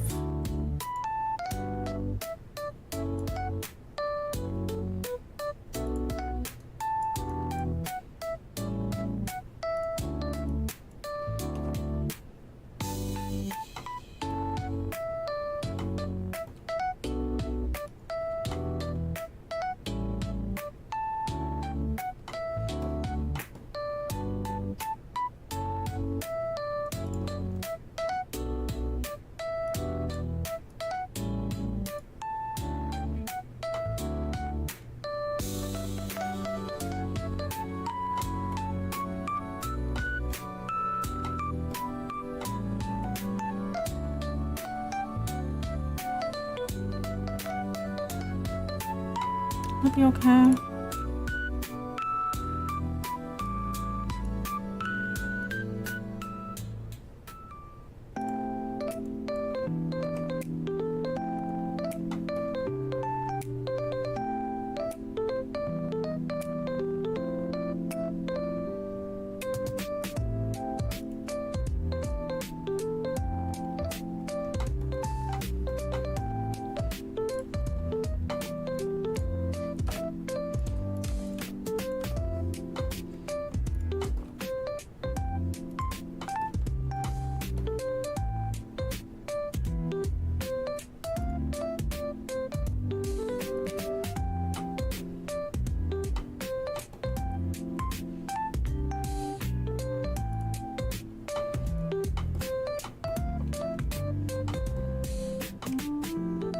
Okay, and then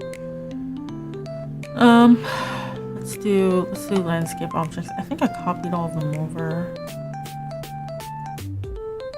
Yeah, so we're gonna need rocks. Okay, some of these over here. Okay, so let's do this little bit here. We're gonna have all the bushes.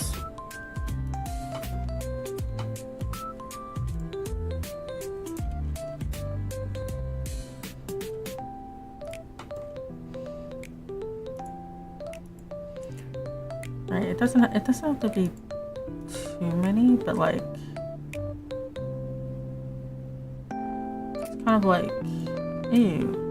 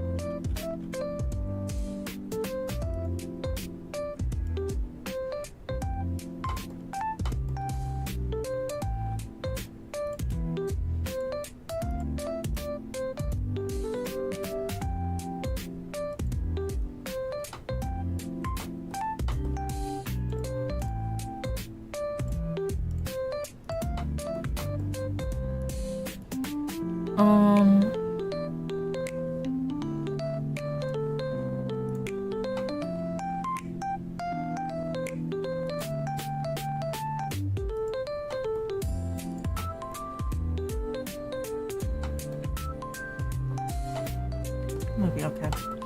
Okay, and then we're gonna put stumps and stuff.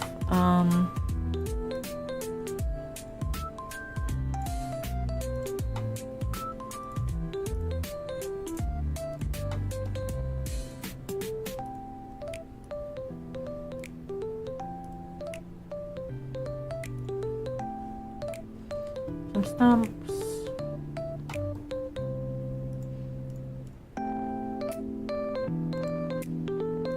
Bushes. You can hear Charlie moving around. So he's woken up. I don't know if he needs down though.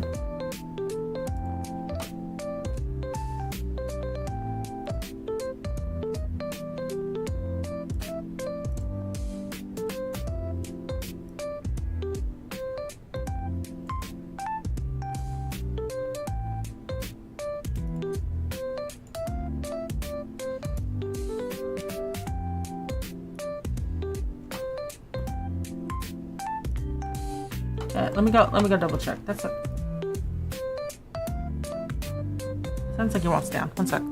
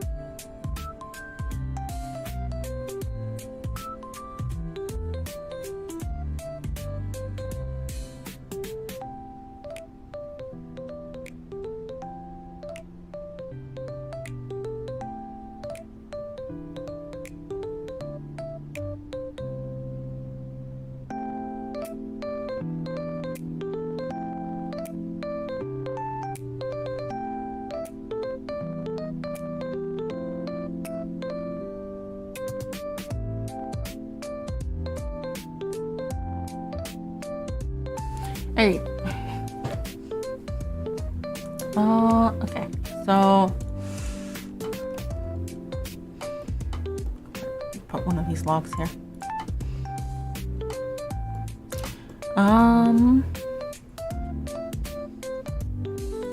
Yeah, so let's add some mossy rocks.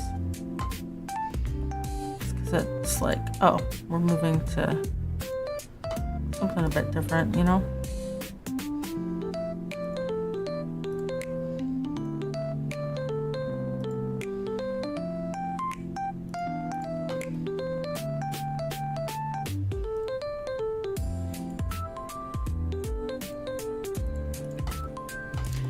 And then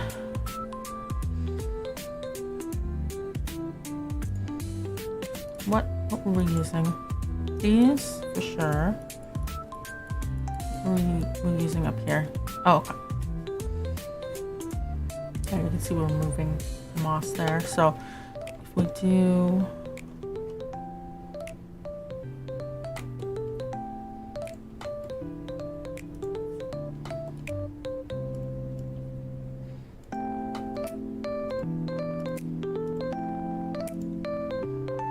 that, and then we throw in a couple of these because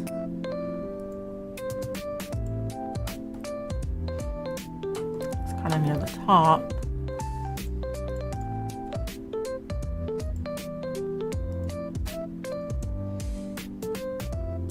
And the edges will help.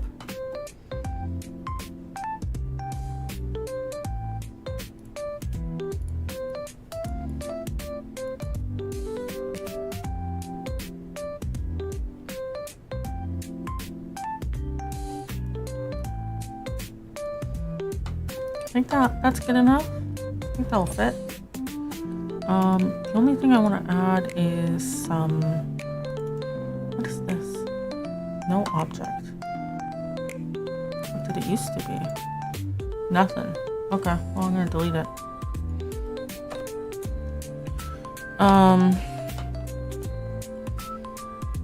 Where's the fence?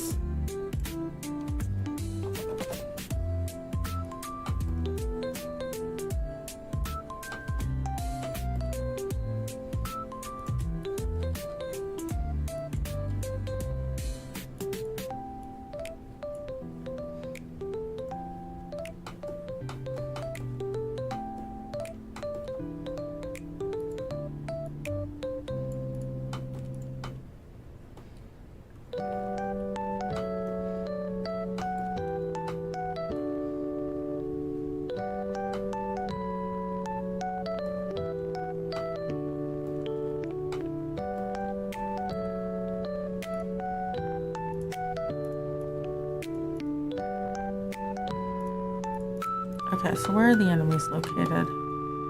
That one's still good. This one's still okay. We need to move.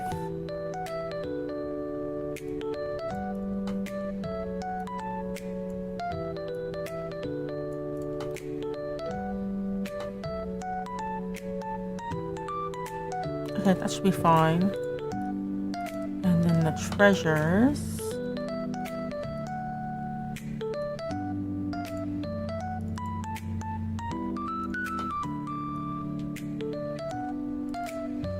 We got ads. Alright, well that's fine. We're almost done. That's fine. That's fine. Okay.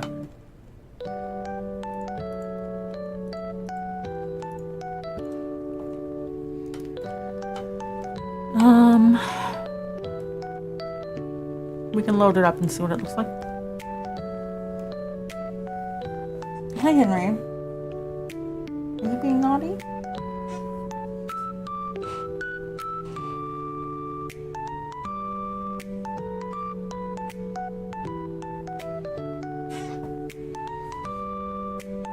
I found out why this cat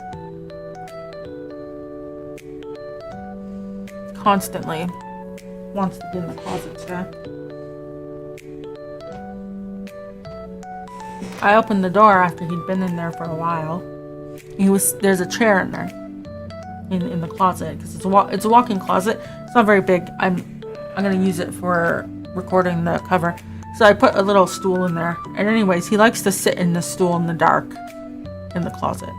That's why he keeps opening the closet door and going in there. Hi.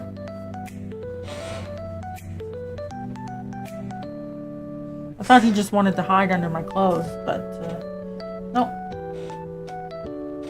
Oh, that's what it's for.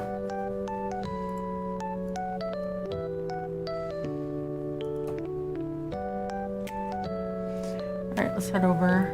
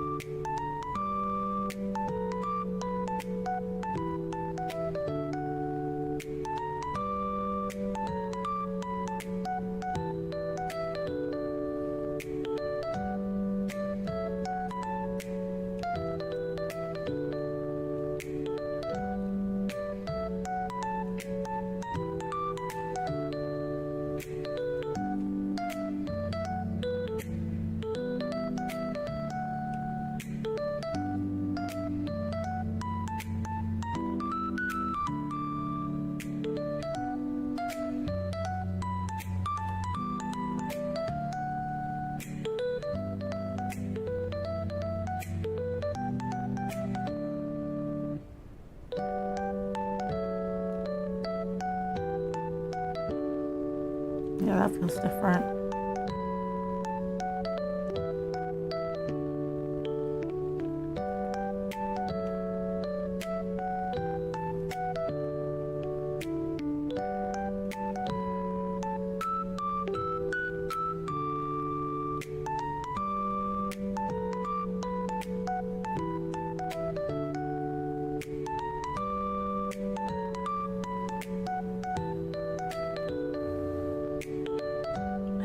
I think this feels pretty good.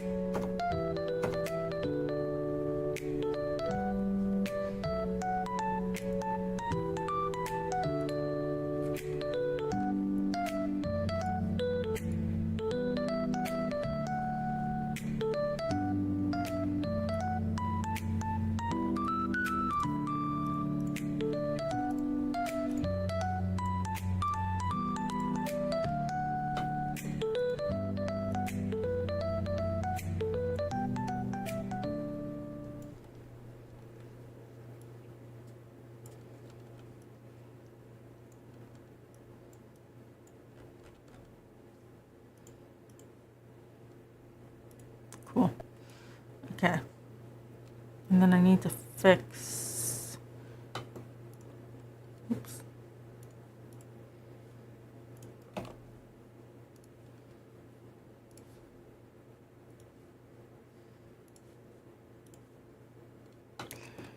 Because we adjusted the width of one of these. I need to fix that.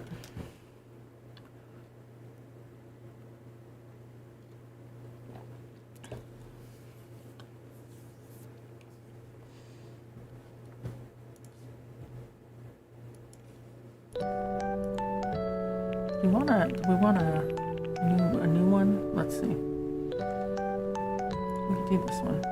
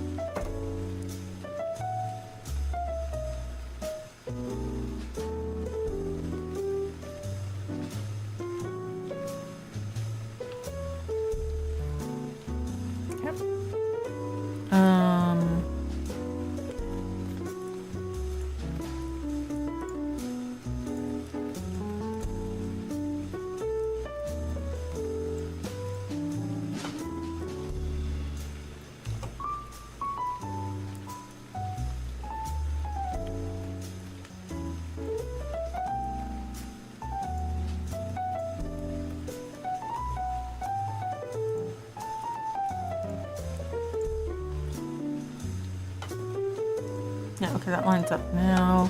Obviously the trees are cut off because of the culling, which is fine.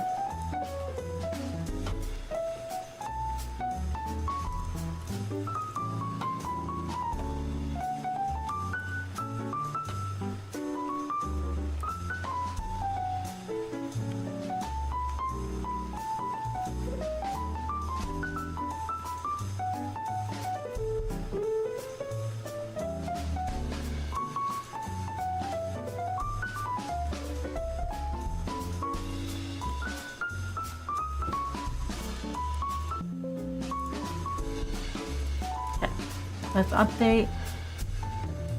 Take a look.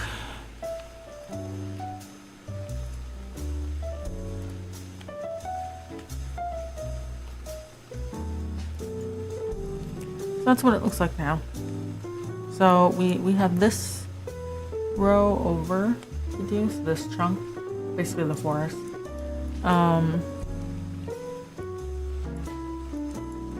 So this whole section is redone.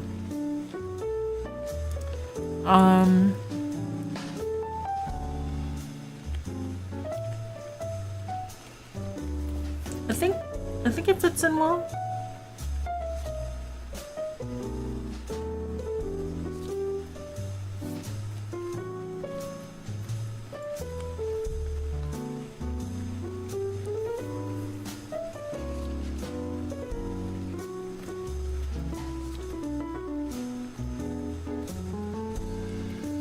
Like this feels like its own region for sure, right?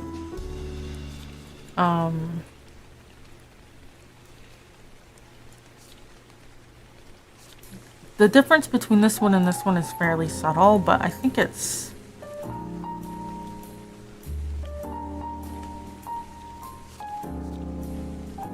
hard when it's like plains, but like plains of different vegetation. It's like, okay, right, and I'm trying to keep it pretty sparse because this is very heavy. These are all very heavy.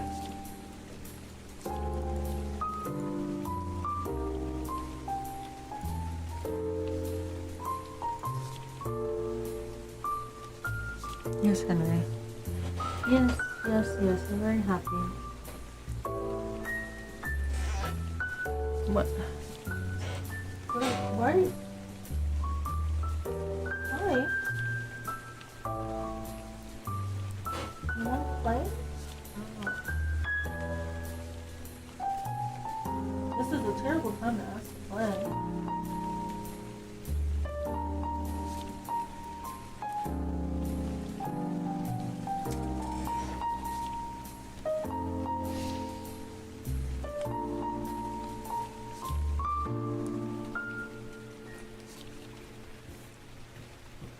I think it works.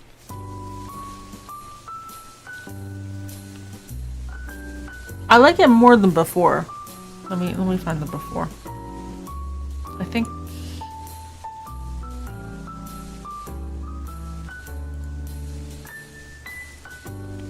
yeah.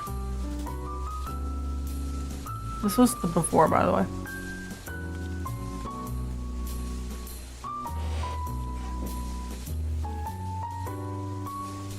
Like this is night and day, right? This side. But I feel like this chaos is better managed, if that makes sense.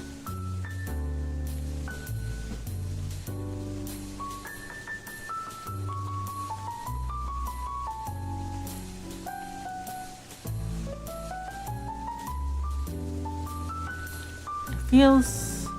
Hi Orion, how are you doing?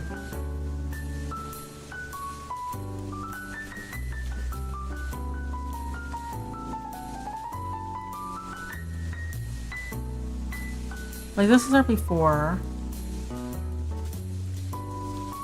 This is our after. Yeah, it feels more intentional. Feels like there's differences. What does idiot sandwich mean? Oh, have you never seen the meme?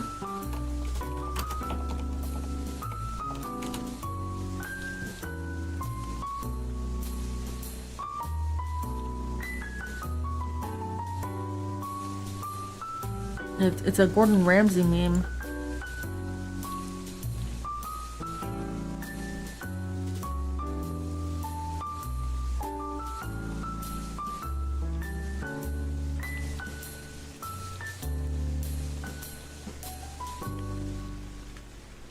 It's a skit on James Corden's show.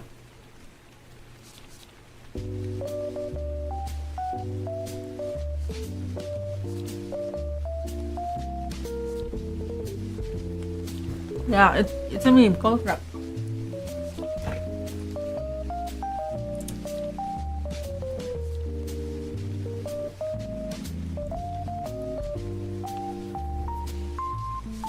Yeah, things are definitely more intentional. It definitely feels like you're changing areas and zones.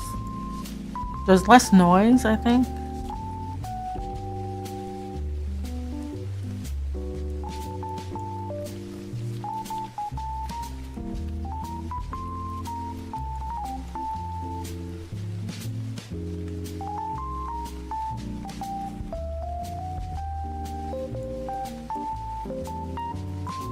So there's this right here is kind of a transition map.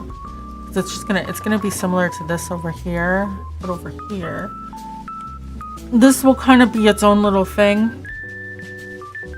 on the outskirts of the forest. I'm gonna empty a lot of this out so that when you hit the forest, it's more apparent.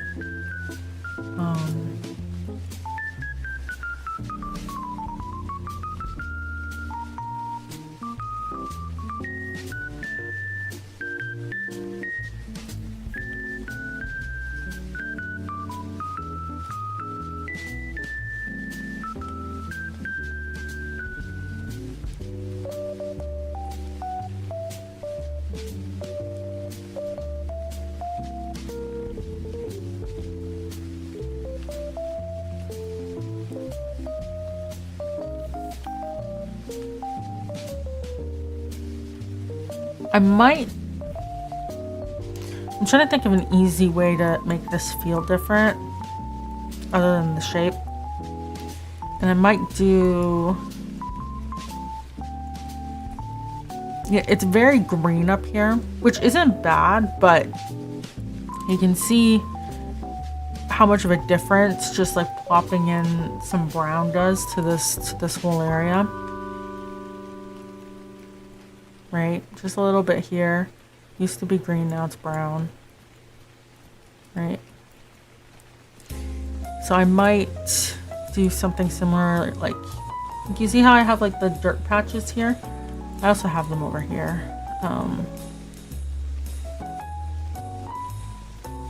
Where are they?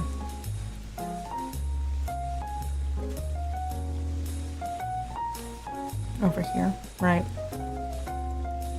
Thinking we could do something similar up here, but that matches this shape, you know, more squarish versus this as being like the more smaller organic-y shapes, right? And I can have them be lighter and darker patches, and I think that might be a way to differentiate this area a little. There are a bunch of trees.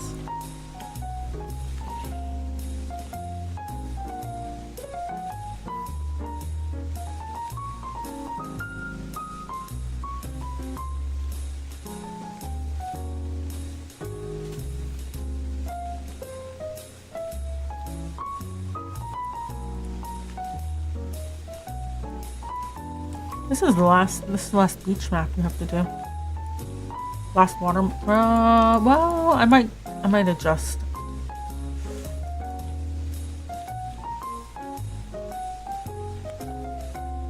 I might adjust this and this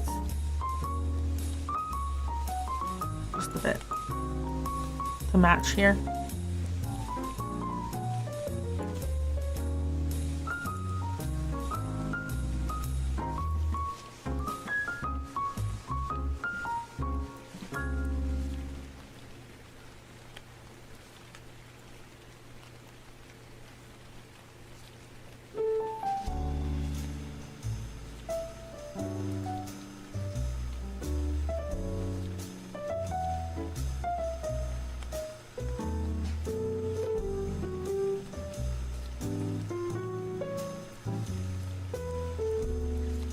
All right, let me commit.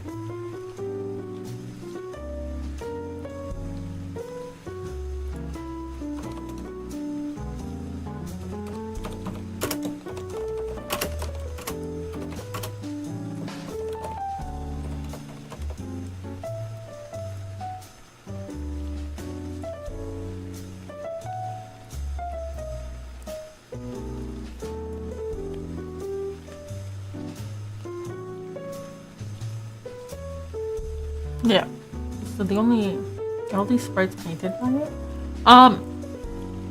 They're placed. No, I do some editing here and there, but these are made by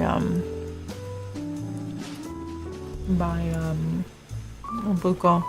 Give me a second. I think this command works. There we go.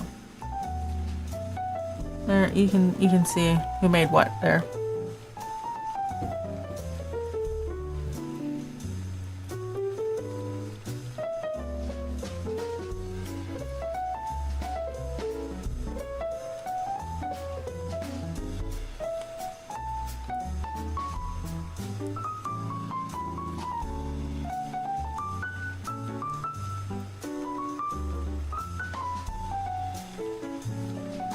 Man, it's scary to think like a little bit will change here, but like this is basically what the final world map will look like. That's insane.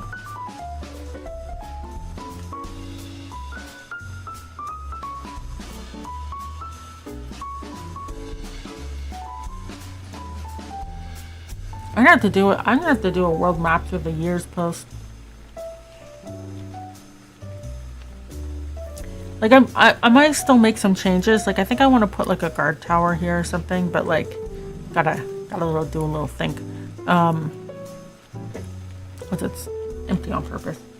I keep a big map, yes, but yeah, like the only changes to the map that's gonna be made after we add the animals is like, oh, it makes more sense for the plot to have like a little building here, or like, oh, we should put some NPCs here because that makes sense. Or like, oh, this is for a cutscene, so they got to be here. Or, you know, like for example, this is part of the plot to like lead you this way, right? So we might put some of those around, right? Like I have, for example, over here like a little research tent. I might put another one over here, or something else, because like big pink field, there's no NPCs here. Maybe there should be.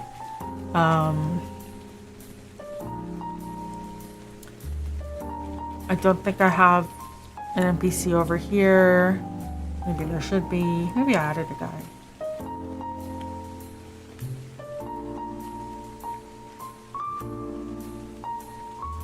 Guillotine in the town square? No. Did you know that originally the city was supposed to have a big bell tower right here? Are those people working with me directly? Yeah, I paid them. Yeah, that's not Creative Commons. I paid for all the assets. I paid everyone, except myself. Please help me get my ROI.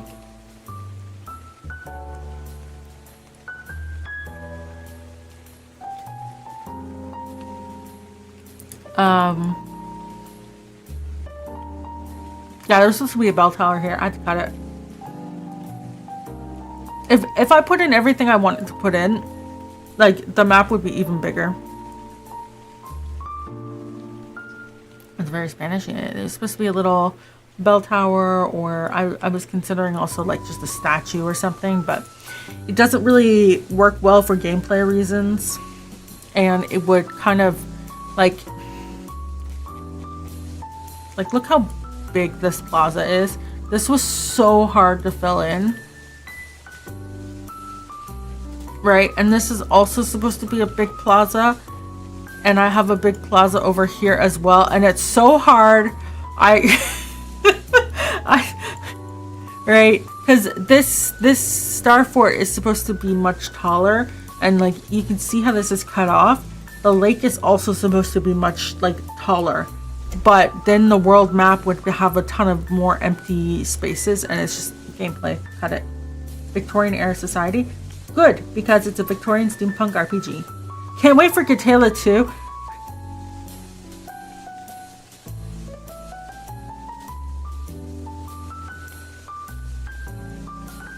There might be a reason why I'm putting so much effort into this map, just saying.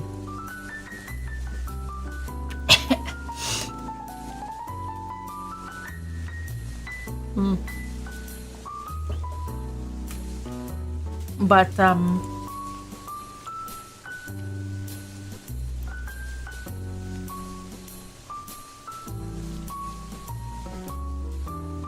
yeah, had to cut some stuff just for gameplay reasons like this.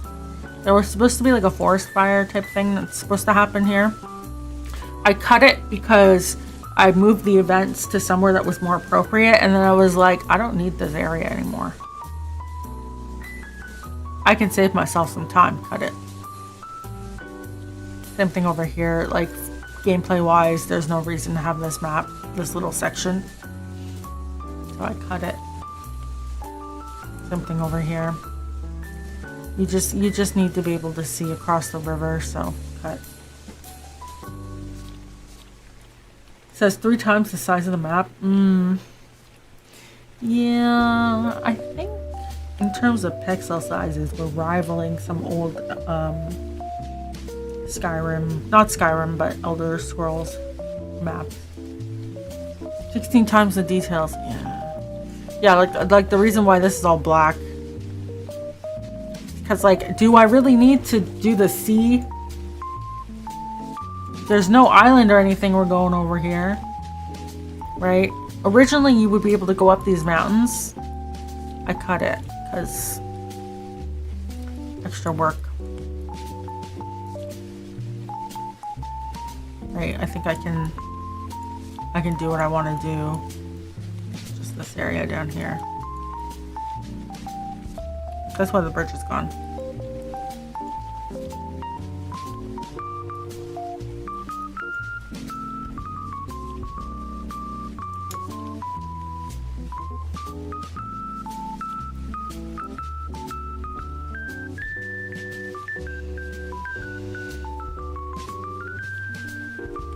If the player's camera does not see those black boxes, then you have no reason to add anything there. Yeah, exactly. Because basically these are maps, so you get blocked right there. You can't go to there, so it's fine. Similar, like if you're on this map, you can't see across the riverbed. I tested it.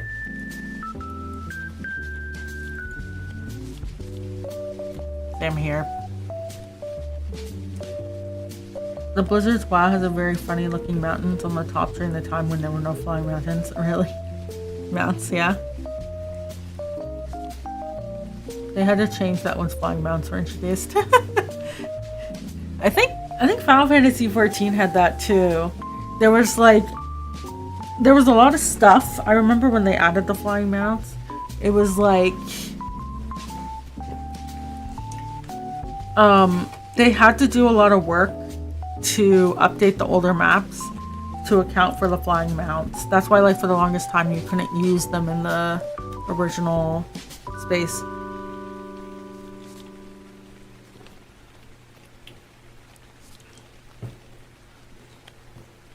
Did I commit? I did. I also pushed. Oh, Holly's up to no good. She's not asking to go out again. What's to give an example when you should cut yourself slack? Yeah. Yeah. All of these interiors I did myself. They're all unique. There's a little dungeon here. That's not on the screen because it's supposed to be like a Lost Woods type of thing. They all connect. It all makes a big thing. Big picture, but it's too big to fit in this one space, so it's a thing on its own.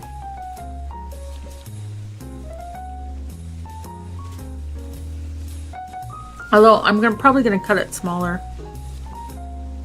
after I play test it a bit. Like the space is needed for like side quests, but for the main plot, I think it's a bit too big. Like in an unenjoyable way. So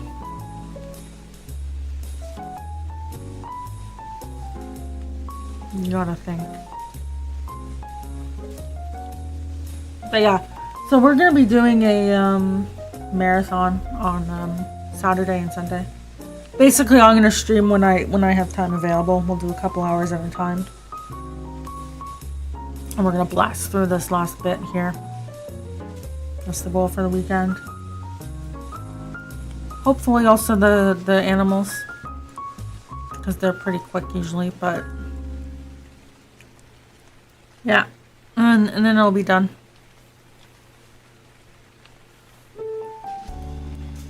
Which will be exciting, because then I can work on upgrading the Game Maker version to the new one, get it on the new LTS, and then I don't know if I'm gonna keep it there, because we're still a ways out from release, but at least it'll allow us to use the CLI tools, and then I have to look into upgrading all of the third parties I use, because I haven't upgraded them for a very long time, and there's been a lot of changes.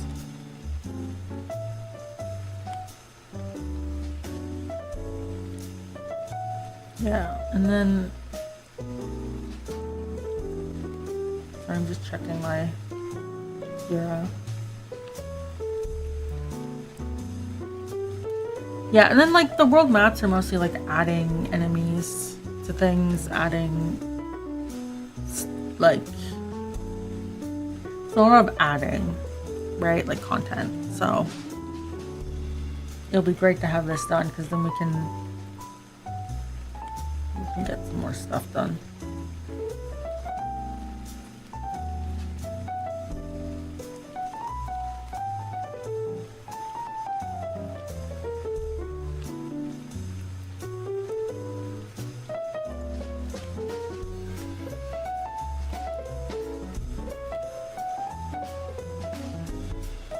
Yeah, I'm gonna have to add a bunch of stuff to the backlog.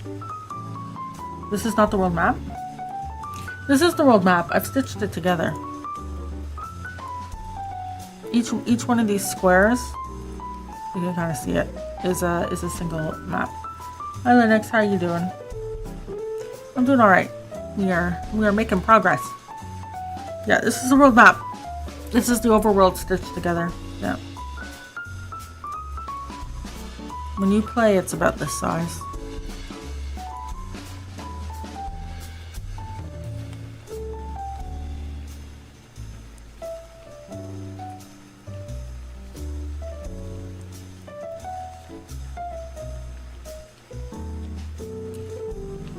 Hi Nedas, how you doing?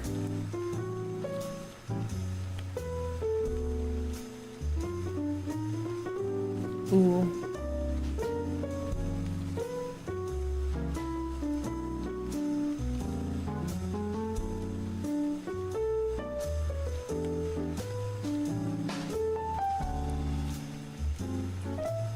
Not a me problem, but my stream comes in louder than some others. Yeah,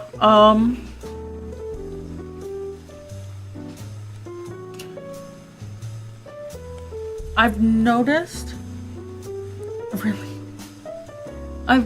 that some streamers have really like quiet streams, and I just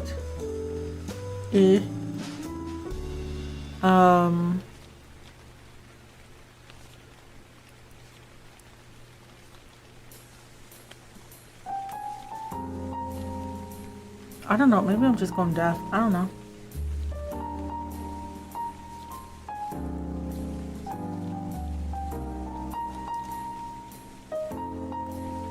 Witcher 3 does have towns close together, but my towns are quite close. The towns are supposed to be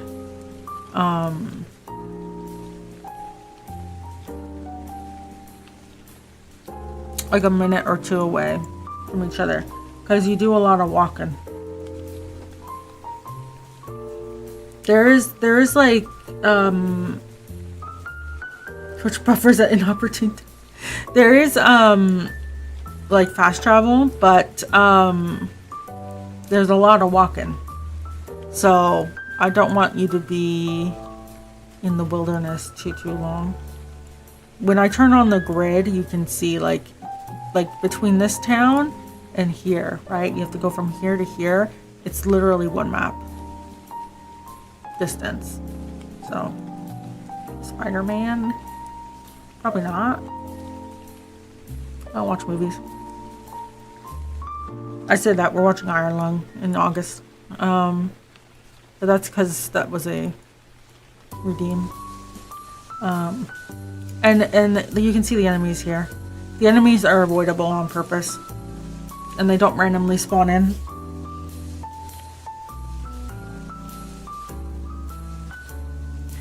They'll chase you down, but they leave the road mostly alone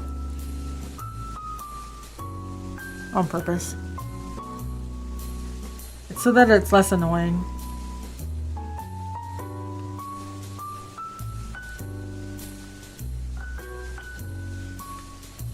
Yeah, the world's an isolated map. Yeah, so like for example, if I remove the stitched together one, you can see this is what one of the squares look like. So each one of these guys is an enemy.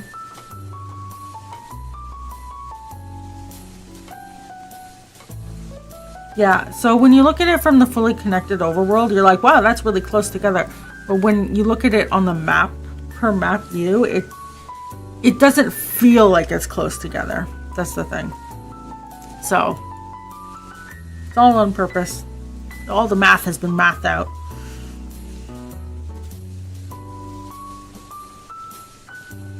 There are obviously like empty spots, right? But when you stitch it all together, it doesn't feel that empty. So there's always something going on.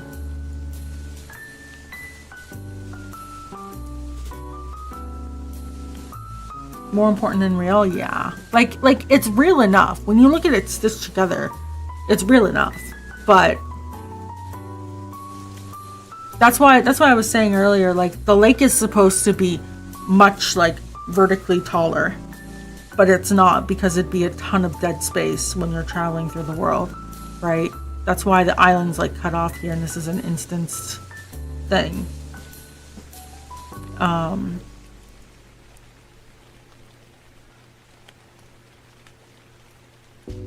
Arguably the forest is supposed to be bigger too.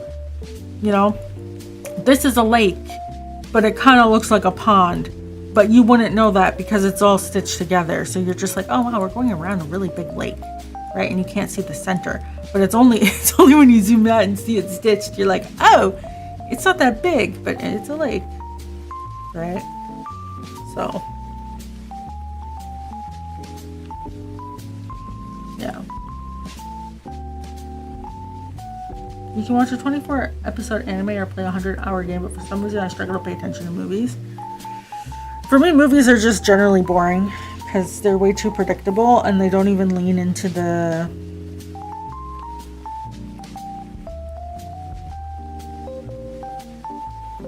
I think it's a problem with like mainstream movies. Like I feel like if I watched more arty movies, like I wouldn't feel that way, but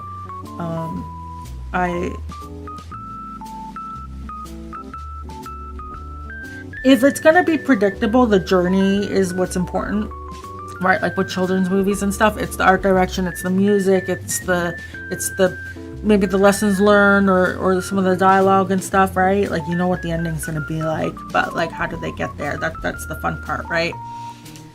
Which they've kind of gotten rid of, from what my coworkers have told me. Like children's movies nowadays are like super like 1, 2, 3, paint by numbers, which is unfortunate. And then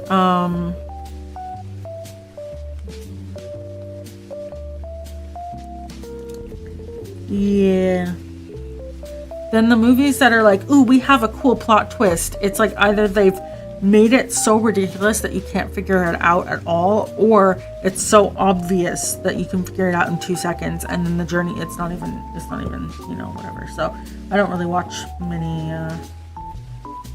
things, but yeah. Oh, all right. Fave distro?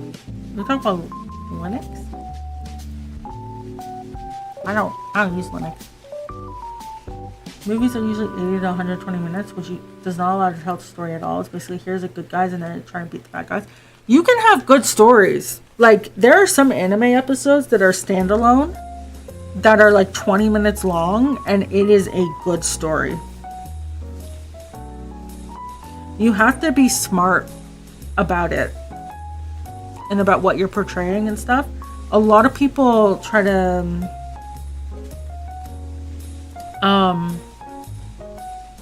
there's padding, of course, but there's a lot of like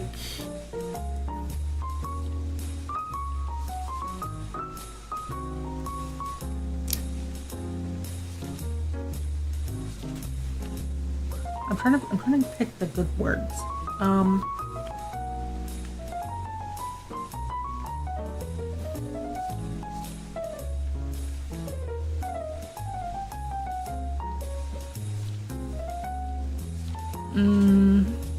It's hard to say. Hi, Buck. How are you doing? So for stories, we're gonna talk generic stories, right? Because there's some manhwa I read that are like 500 chapters long, and when I think about everything that's happened, I'm like, we probably don't need a bunch of these arcs. You know, you're hanging in there. I'll keep on hanging. I hope you start pulling up, and there's no more hanging. And you can sit there.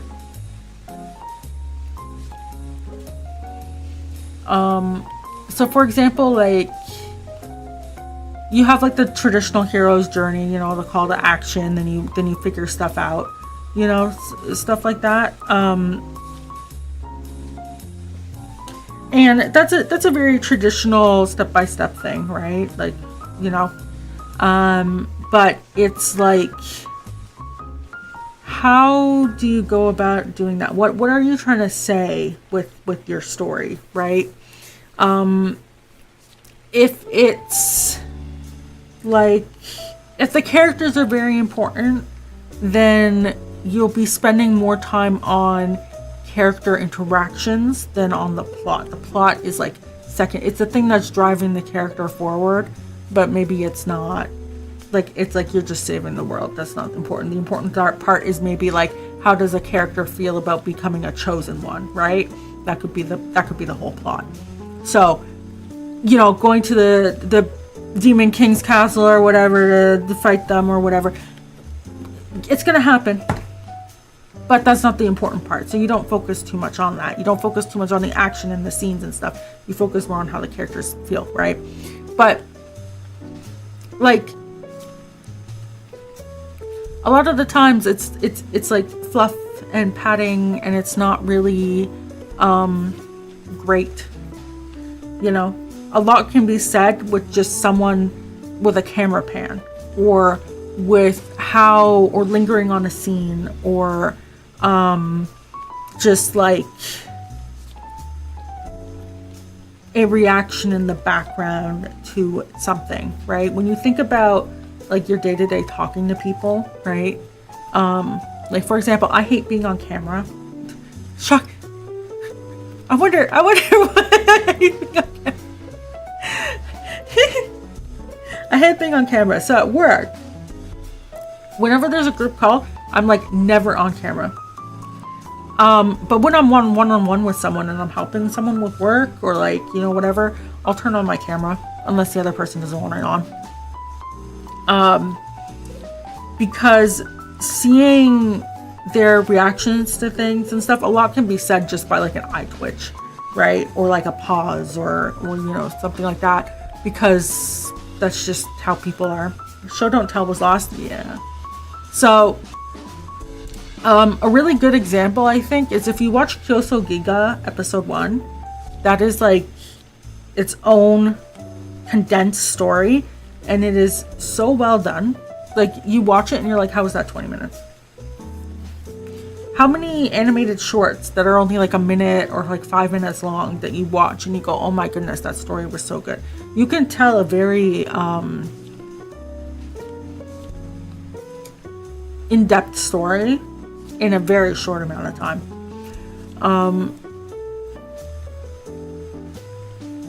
And sometimes you need a lot of time to tell a story, right? It kind of depends on what you're doing, but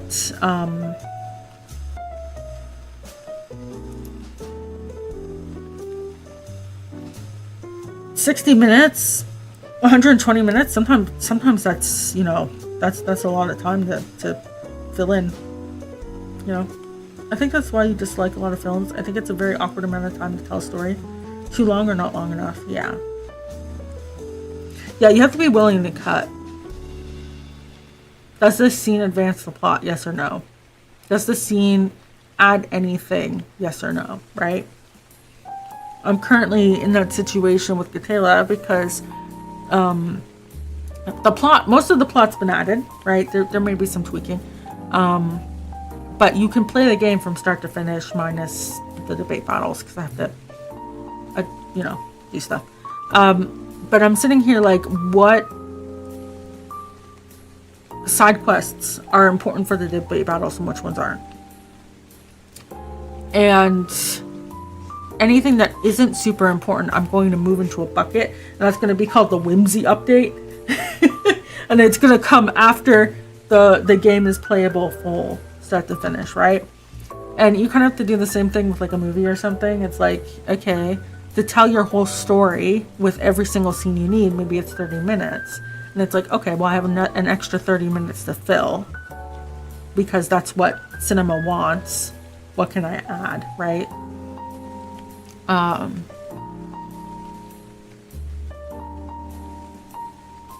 And I feel like they're very bad about it. I was scrolling through TikTok and there were some like director interviews about Avengers, and they were the people were, you know, did you know in the Avengers whatever, or in Thor Ragnarok or whatever, there wasn't a script. And I was like, and then they showed an example of a scene that was supposed to be like enjoyable or memorable, and I was like, who hired the right, you know, like, what do you mean there wasn't a script or any, like, what? And it's one of those like, see, actors are amazing, and I was like, no, there's many problems here. Well, hold up, right?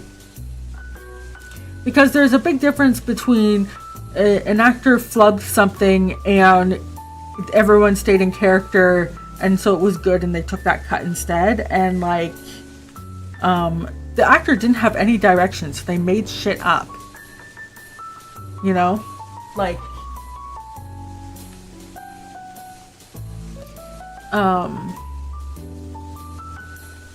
and whenever I see that, I'm like, no wonder some of the movies nowadays are not enjoyable. They don't make sense. Improv can work, but actors can pull that off for rare and special. Yeah.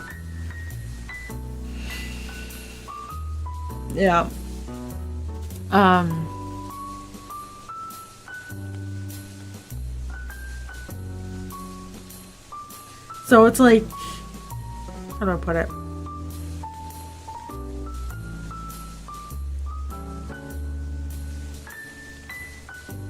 I feel like you have to be willing to cut things and make things like the beats feel whatever, right?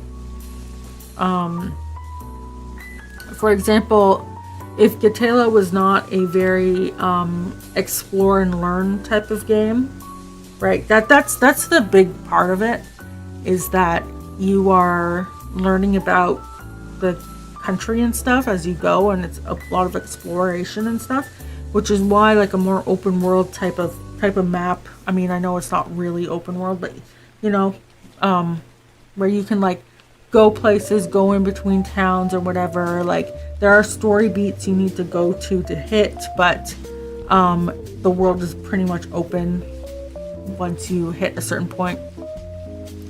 And you have like a guide for the overarching thing, but there's no rush to go deal with it. because that's the game is about learning and exploration and stuff.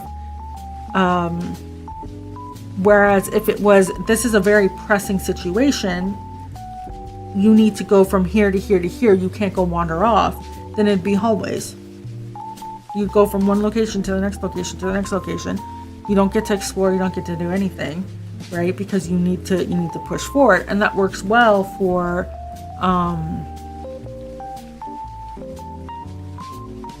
some games, because how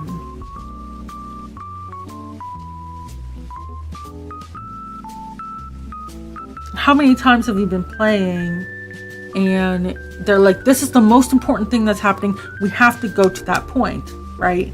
And you're like, the plot is pushing you, and so you're like, oh yeah, I want to go do that. But as a gamer, you know, oh, but I need to go check this one corridor first. Like, I know I need to go that way, but like, I need to go check this other corridor just in case there's like a treasure or something, you know?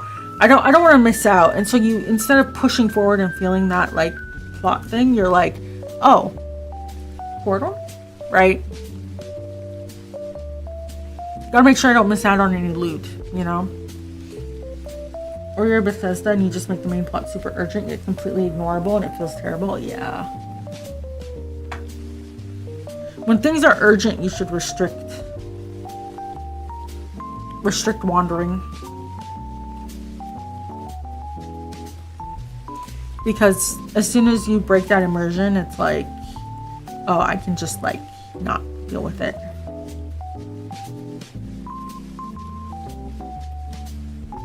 Right.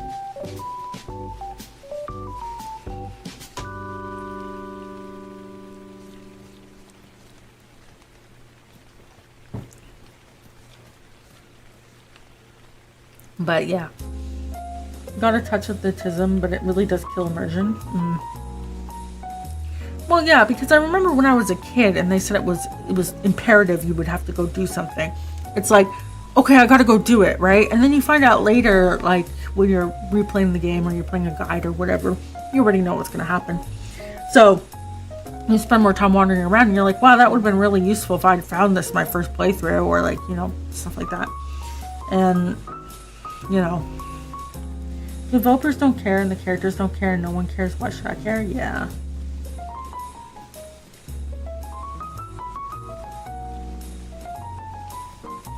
Like, I feel like if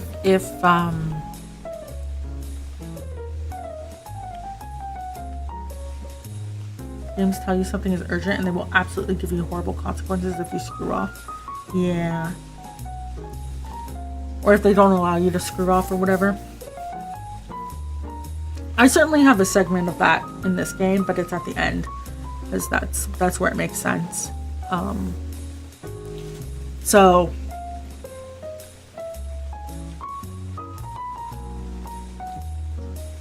there's a little bit of screwing off, but it's more for gameplay reasons. Basically, if you accidentally end up underleveled, there's a grind area. You can grind and get unlimited items and stuff. Because I don't know how many times I've gotten to an end of a game, right?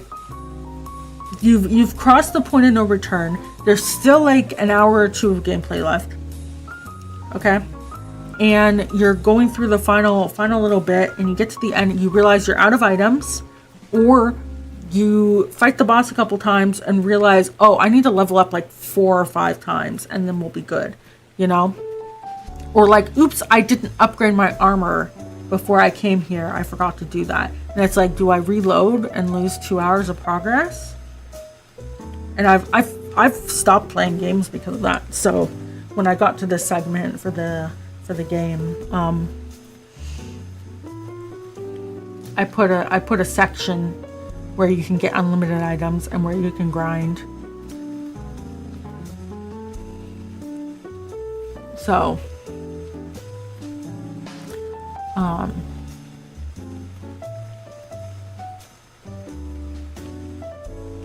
just to avoid that, you know. And it's like right before the final boss room.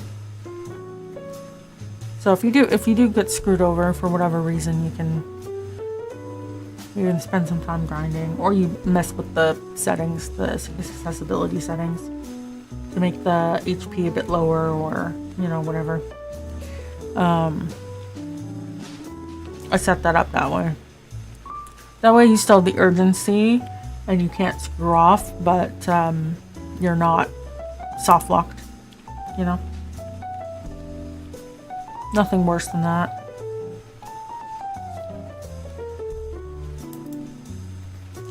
But yeah, a lot of things need to question if what they're doing is beneficial to their message, I think.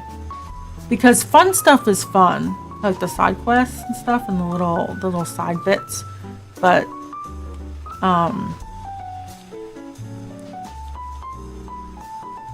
and I certainly want to put in a bunch of those. We need the whimsy, but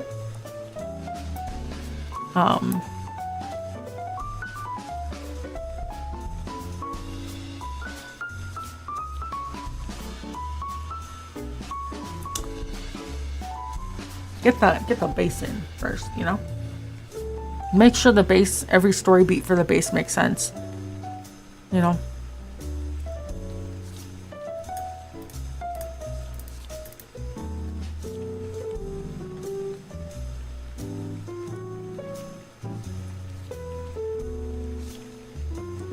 I do wonder how some things will be taken, but whatever. We'll deal with it when it comes out. There's no such thing as playtesters here. Leveling games.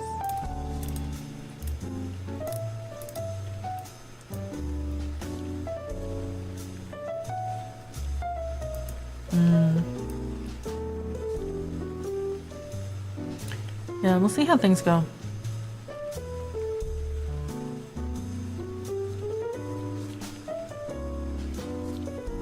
Would rely on WoW's system.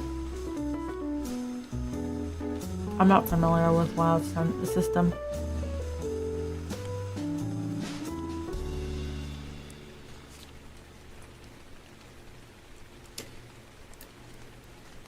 Yeah, there's a lot of things to consider.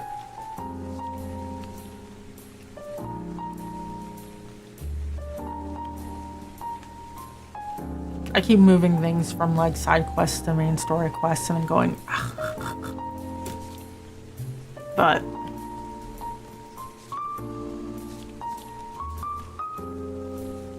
it is how it is, I guess. If it's for the best, then change needs to be made. Or you cut things and move it. Like, because this isn't a demo. The quest that happens here with Luke, that was originally a side quest. Originally, if you played the demo, when you meet up with Luke and Layla here, you were to come here and then immediately come over to the forest. And when I was playing, and that was a side quest, but when I was playing with the character stuff and the story beats and whatnot, I realized, like, if you didn't spend any time with Luke, like Layla is very friendly, so her being friendly or whatever is like her personality trait. Whether you spend time with her or not, like, she's gonna be friendly. But Luke is like a wet cat. So I was like, well, shit, if you don't spend a little bit of time with him, his character is not going to make any sense later, right? Because, like, why would he be friendly towards you? So I had to take that side quest and upgrade it to main story quest, and then I plopped in the crafting stuff with it as a reward. But there's a follow-up quest in my notes for that main quest, and now that's gonna be solid side quest. Because it doesn't matter. Like, it's better if Luke is there, but if Luke's not in the party, it's fine. But yeah. And while the next level will not make you 5% stronger, but 50% stronger, so basically a level 5 character would be 50% times 5 times. Oh. But it's basically designed to prevent you from rushing the game. Ah, okay. I see. Yeah. So yeah, if you ever want to know the secrets of this quest. And then originally the characters, if you go back in the really, really old builds or streams or whatever, the doctor for this quest was a generic sprite, and I got her own sprite for reasons. So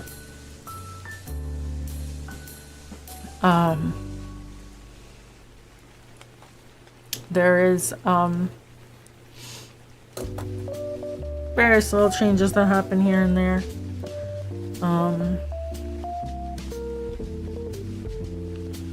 I wish I had the budget for more varied body types and stuff, but I don't really.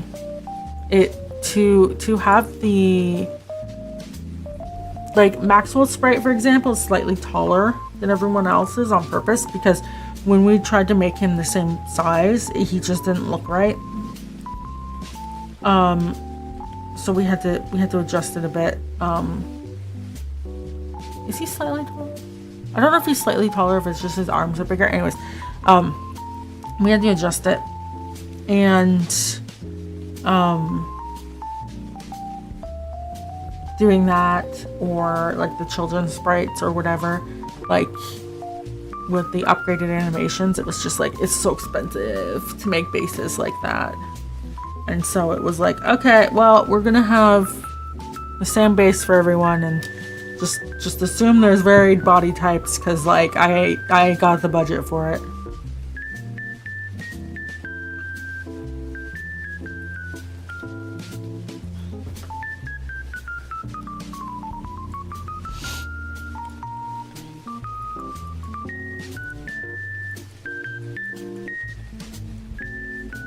But yeah, that's kind of yeah.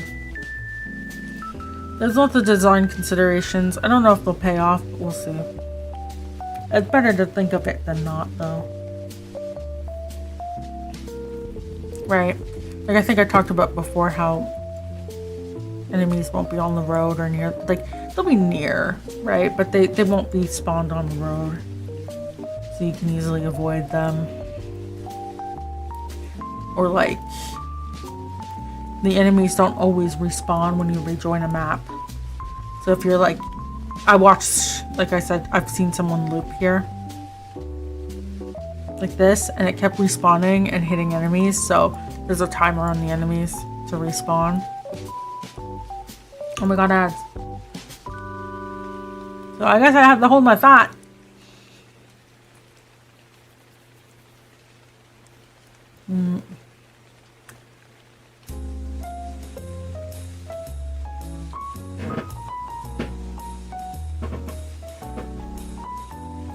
Holly, were you bad? I wish I had no worries. Man. I wish I could be a worry-free dog. Or cat, or whatever. You know?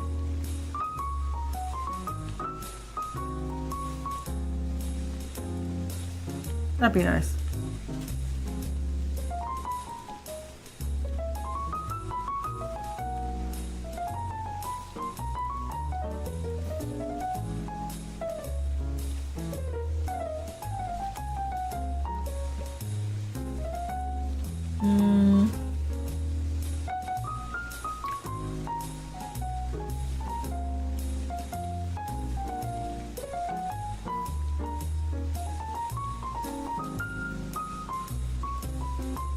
Yeah, what are we at? I'm checking Jer.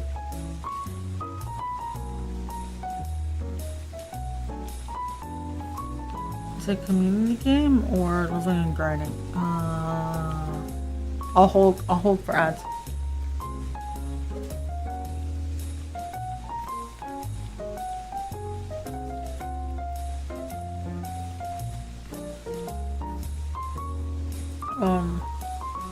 I'm just checking Jared quickly. August is gonna be a busy month.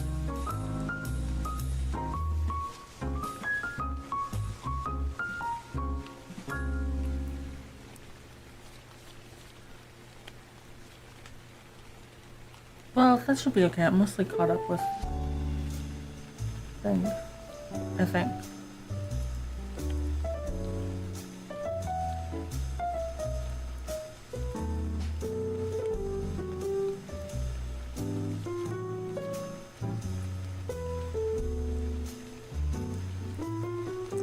Twenty seconds. Okay.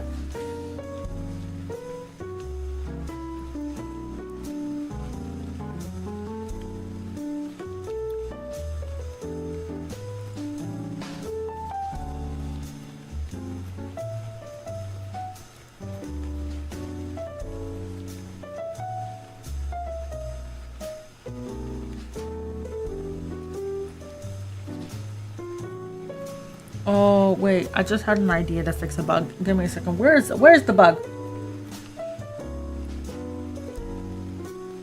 Spinning out on collisions. There we go.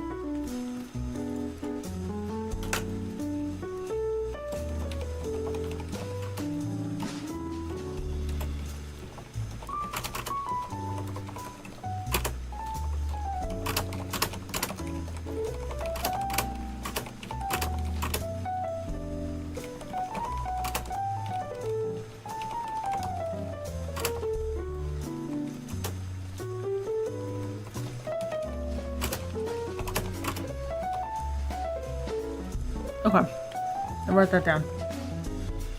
When I get to fixing that, I'll deal with it.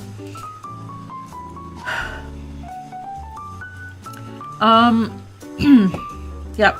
So what is the main idea of the game? Is a community game like Stardew Valley, relying on conversations? Is a grinding for leveling and items, incremental fighting game? If it's not about fighting, then you have no reason to block the roads between cities unless you want the player to be artificially blocked for story progression reasons. It's both. There's two battle systems. There's a debate battle system and a traditional turn-based battle system. So there is time spent talking to NPCs, investigating stuff, gathering evidence, convincing people for stuff, etc. And then there is fighting as well. That's why there are enemies on the maps and things like that. You don't... Most of the game does not have blocked roads.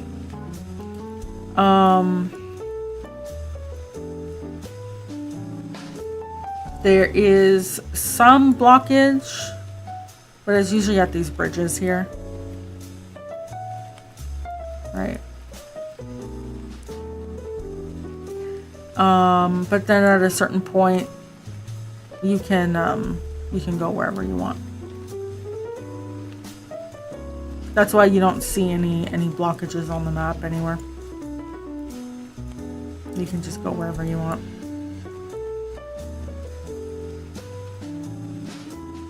Well, except for this bridge. This bridge is blocked.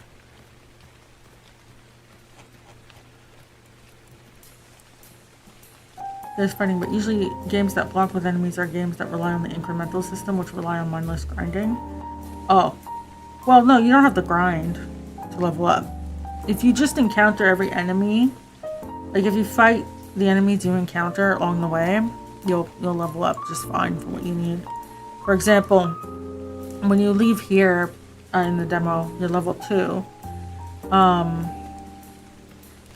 And you have to be level 4 over here. And if you just engage with like 3 or 4 enemies over here, you should level up enough.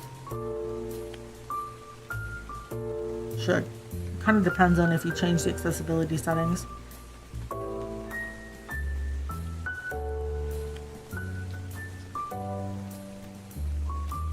But yeah, there's leveling up and stuff, and skills and whatnot, but you don't have to grind. Unless you want it, then you just change the settings so you grind.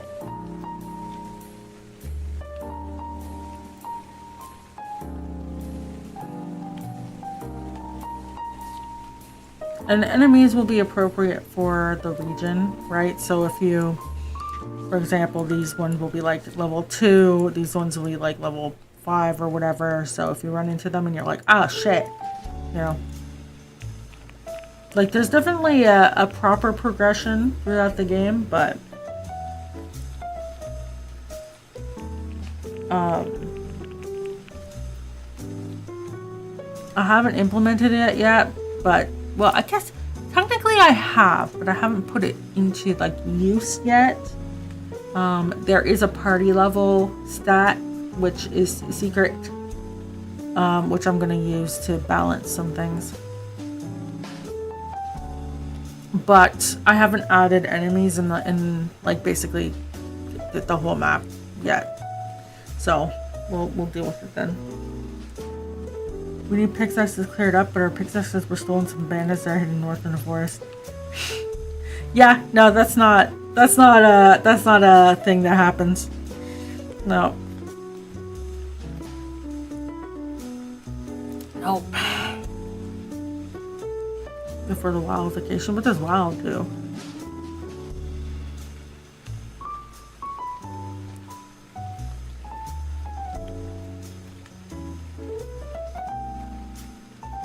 And the thing is that you don't have to fight the enemies. I mean, there are boss battles if you're not leveled up high enough, like you're gonna fail, but like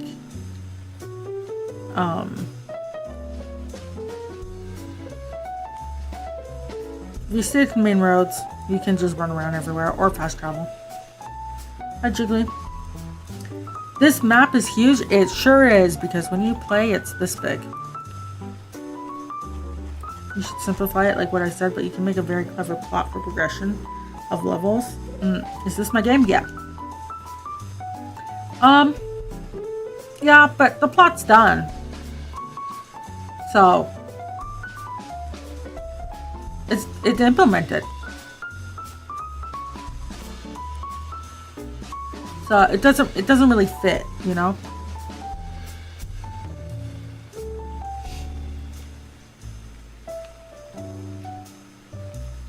Oh, there's a couple places that aren't implemented yet because I need to fix the debates, but yeah.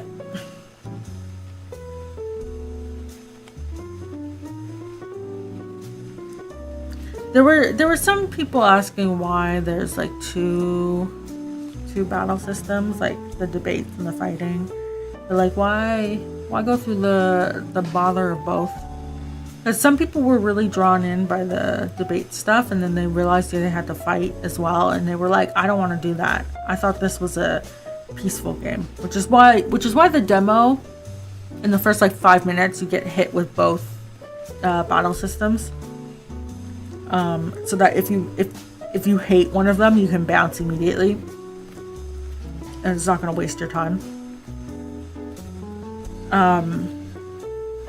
Right, you complete the first little bit. I've seen people spend a minute with the game and go, "Oh, this isn't a passive game," even though all of the marketing material shows fighting, and so they bounce. But yeah, I was asked before, and it's like, well, you can't solve everything with talking. Sometimes you need a Glock. So, and that's why also a lot of the enemies are animals. You'll notice they're like wolves and snakes and stuff. There are people enemies as well, but when you're out exploring, most of them will be animals. Because it's framed primarily as like a defensive thing, and then like obviously you can't talk with everyone. Because if everything could be solved with dialogue, there'd be no reason to throw hands. So that's why there's two of them. Because they link up with each other, kind of. Anyway. I do still want to put Kershuffle into the game, but it's like firmly in a stretch goal situation where you play cards. I made a mini game. And like if you win mini games, like you could get like with certain people you could get some information and stuff, but like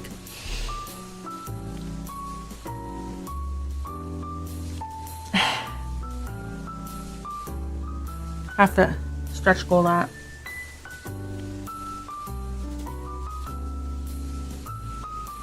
Just because it's not going to work otherwise.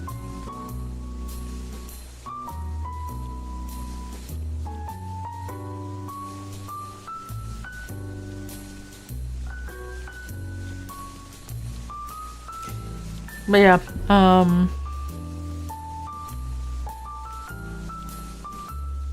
game is a mix of both, like community. It's not really community, but communication stuff and fighting.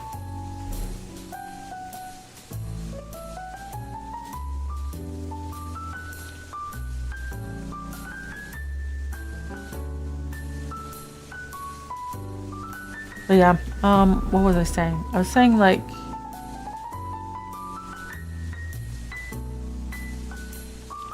we were talking over here about the plot change.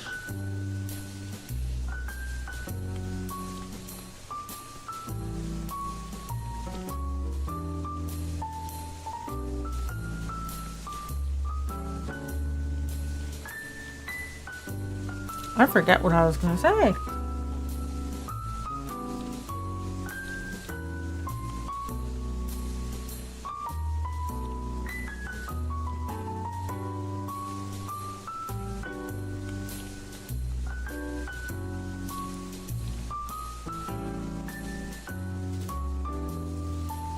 Let me see. Let me scroll back.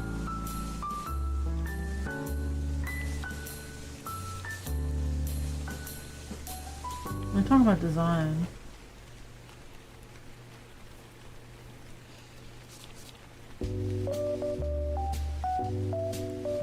I mean, I did design the game to skip so that you can skip stuff.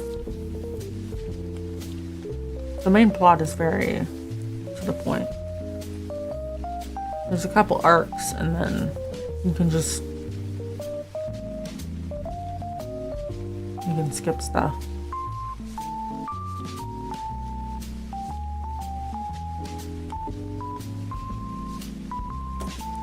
That was done on purpose.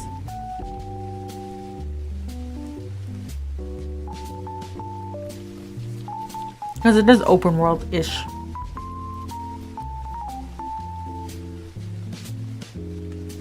Although I did add a lot of stuff that you can't skip anymore. Like there was you could skip over half the game before, like the main plot, and I cut that out because it was more likely that someone would get frustrated. Like they would get all the way to the end of the game and then not be able to complete it.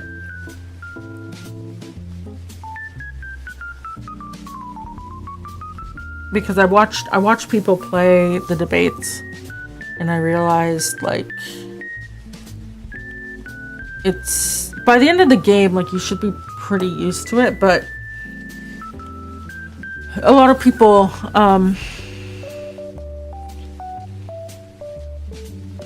because debates have multiple different endings. Some of them have like just like flavor text changes. Other ones have like longer lasting changes throughout the game. And I watched a lot of people just like click the first option. They were like, oh, I passed. Okay, cool. I'm gonna move on with the game. Some people realized, they were like, oh wait, I finished that way too quick. Can I get a different ending? And then they went back and replayed it. And got a different ending and a better ending. But a lot of people don't get the best endings. So there's definitely like some achievement hunting stuff that you can do. I can set up which I probably will. That'll probably where the achievements are. Do I wear perfume? No, I'm allergic.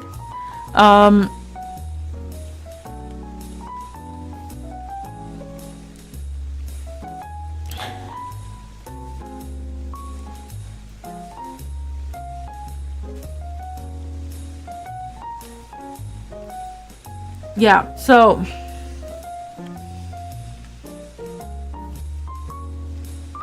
there's just there's a lot to consider.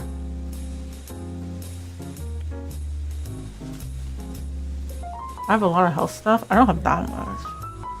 Well, I suppose compared to the average person, I guess, but like,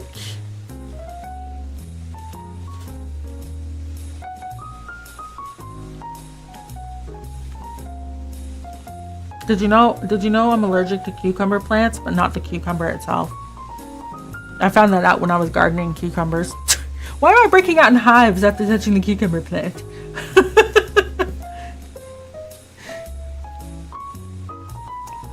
Yeah.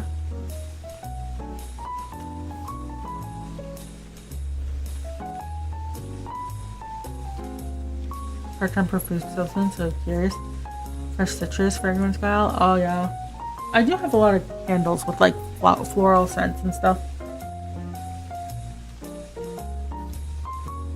I am a fan of like the laundry scent and like the lemon scent and the clean scent.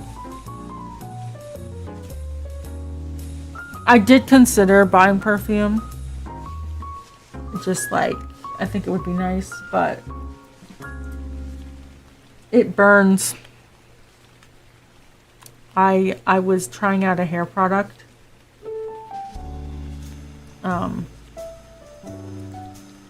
And it had perfume in it. Most hair products do have perfume, but like usually it's such a small amount that it's not really a big deal, but some professional hair products have a lot, and so it's either itchiness or burning. It sucks. So like when I go get my hair cut, I always go to the cheap salons, you know, like the First Choice and stuff, because they won't put crap in my hair. I've gone to proper salons and I've said to them like, hey, so I have like curly hair, like, well, so, yeah, like, also I'm allergic to this, please don't put any crap in my hair. And they cut my hair like it's straight. I need to find like a black hairdresser. Like who does black hair, because I'm getting sick and tired of this. I go to the nice Baba 20 minutes away, because like she doesn't fuck with me. But a lot of hair salons, they are so full of themselves. They like treat my hair like it's straight, and then they cut it like it's straight.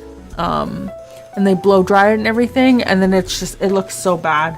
And then I have to come home and shower anyways because they put product in, even though I tell them not to. So I can never leave a hair salon, like a proper one. I always go to the First Choice because they won't do anything that you don't ask. If you ever want a sweet candle smell, Palo Santo scented ones are nice. When it comes to perfume allergies, for certain people, some fragrances will give them a reaction while others won't. Yeah. Irish and Africans unite. Well, I'm not Irish. But, yeah. Yeah, no, you know... Give me a second.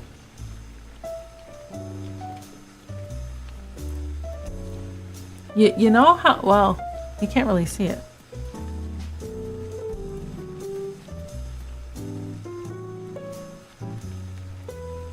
I need to make a button to hide that. So you know how I have drills here? My hair does that. Like literally, I get drills like this when my hair is about this length. It is not a coincidence that my original model has drills with the front bit here.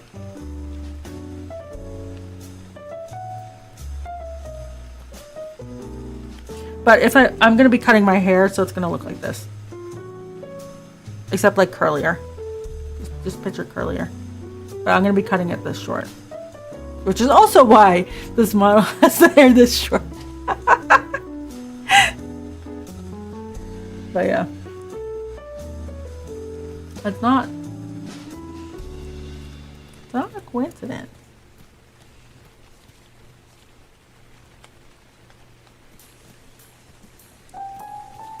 The window.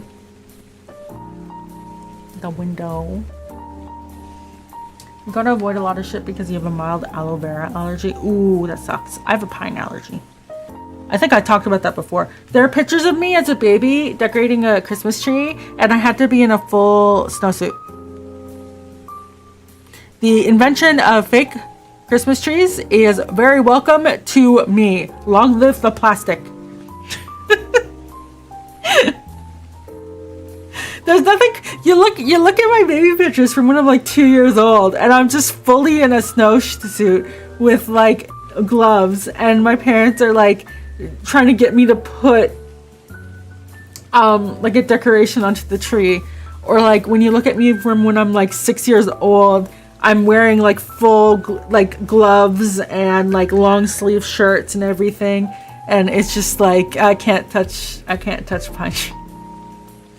Oak moss, for example, is an ingredient that messed up a lot of people in perfumery, so they eventually got rid of it. Oh, wow. What gem is that supposed to be? I think it's just supposed to be an amethyst.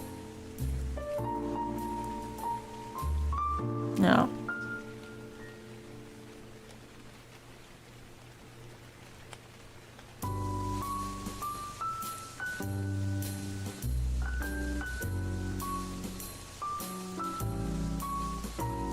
Yeah, so I'm gonna be cutting my hair like this short.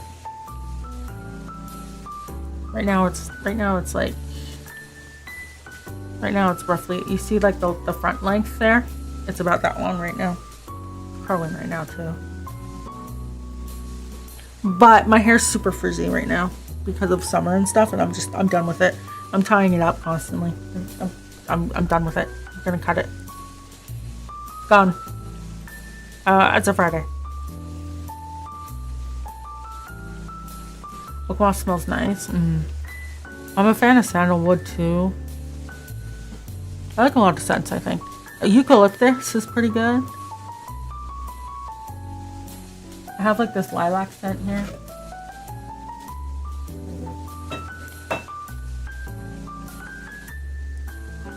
The only problem is that like once you've lit the candle, like I feel like I don't smell the scent at all. It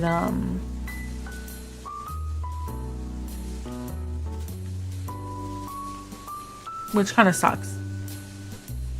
Because it's like, what is the point of lighting the candle? Still no closer to that 700,000 goal. I mean, I did make it. Well, I hit the 700,000 goal on my mod account, so you know what? It is possible. You just have to be here literally every day, all the time.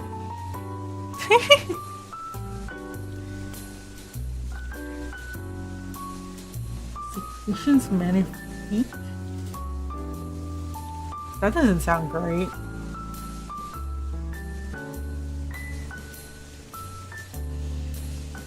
We'll see. Maybe someday I'll lower the 700k to 500k. But I think 700k. How much was that?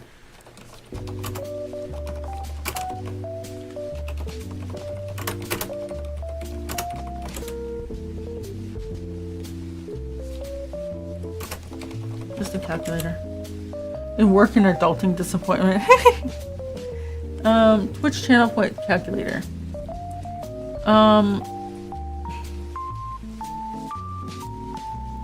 No, I want to know how long it would take. The reward cost is 700,000. Non-subscriber passive. It would take you 5,785 hours. You're already at 45k. We're almost there. Its notes are bodily fluids of the kinds you're thinking of. Ew. Let's not have that. Oh, Charlie wants to go out. Alright, Charlie wants out. That means we have to end the stream.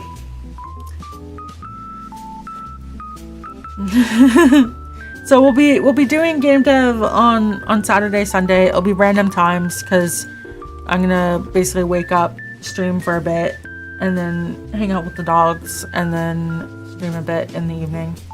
Basically what we did for Ludum.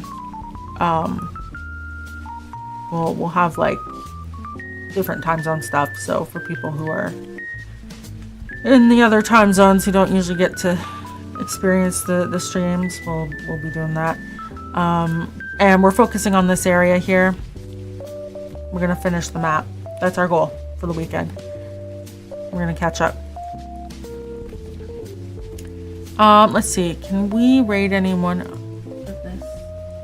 Oh, Charlie made a mess. I have to clean up now. Okay, well, I guess he doesn't have to go out anymore. Good night. We're gonna raid Aaron. Hopefully he doesn't end, but if he does, oh well, whatever. All right. Start raid. Thank you for joining. See you on Saturday and Sunday and all weekend.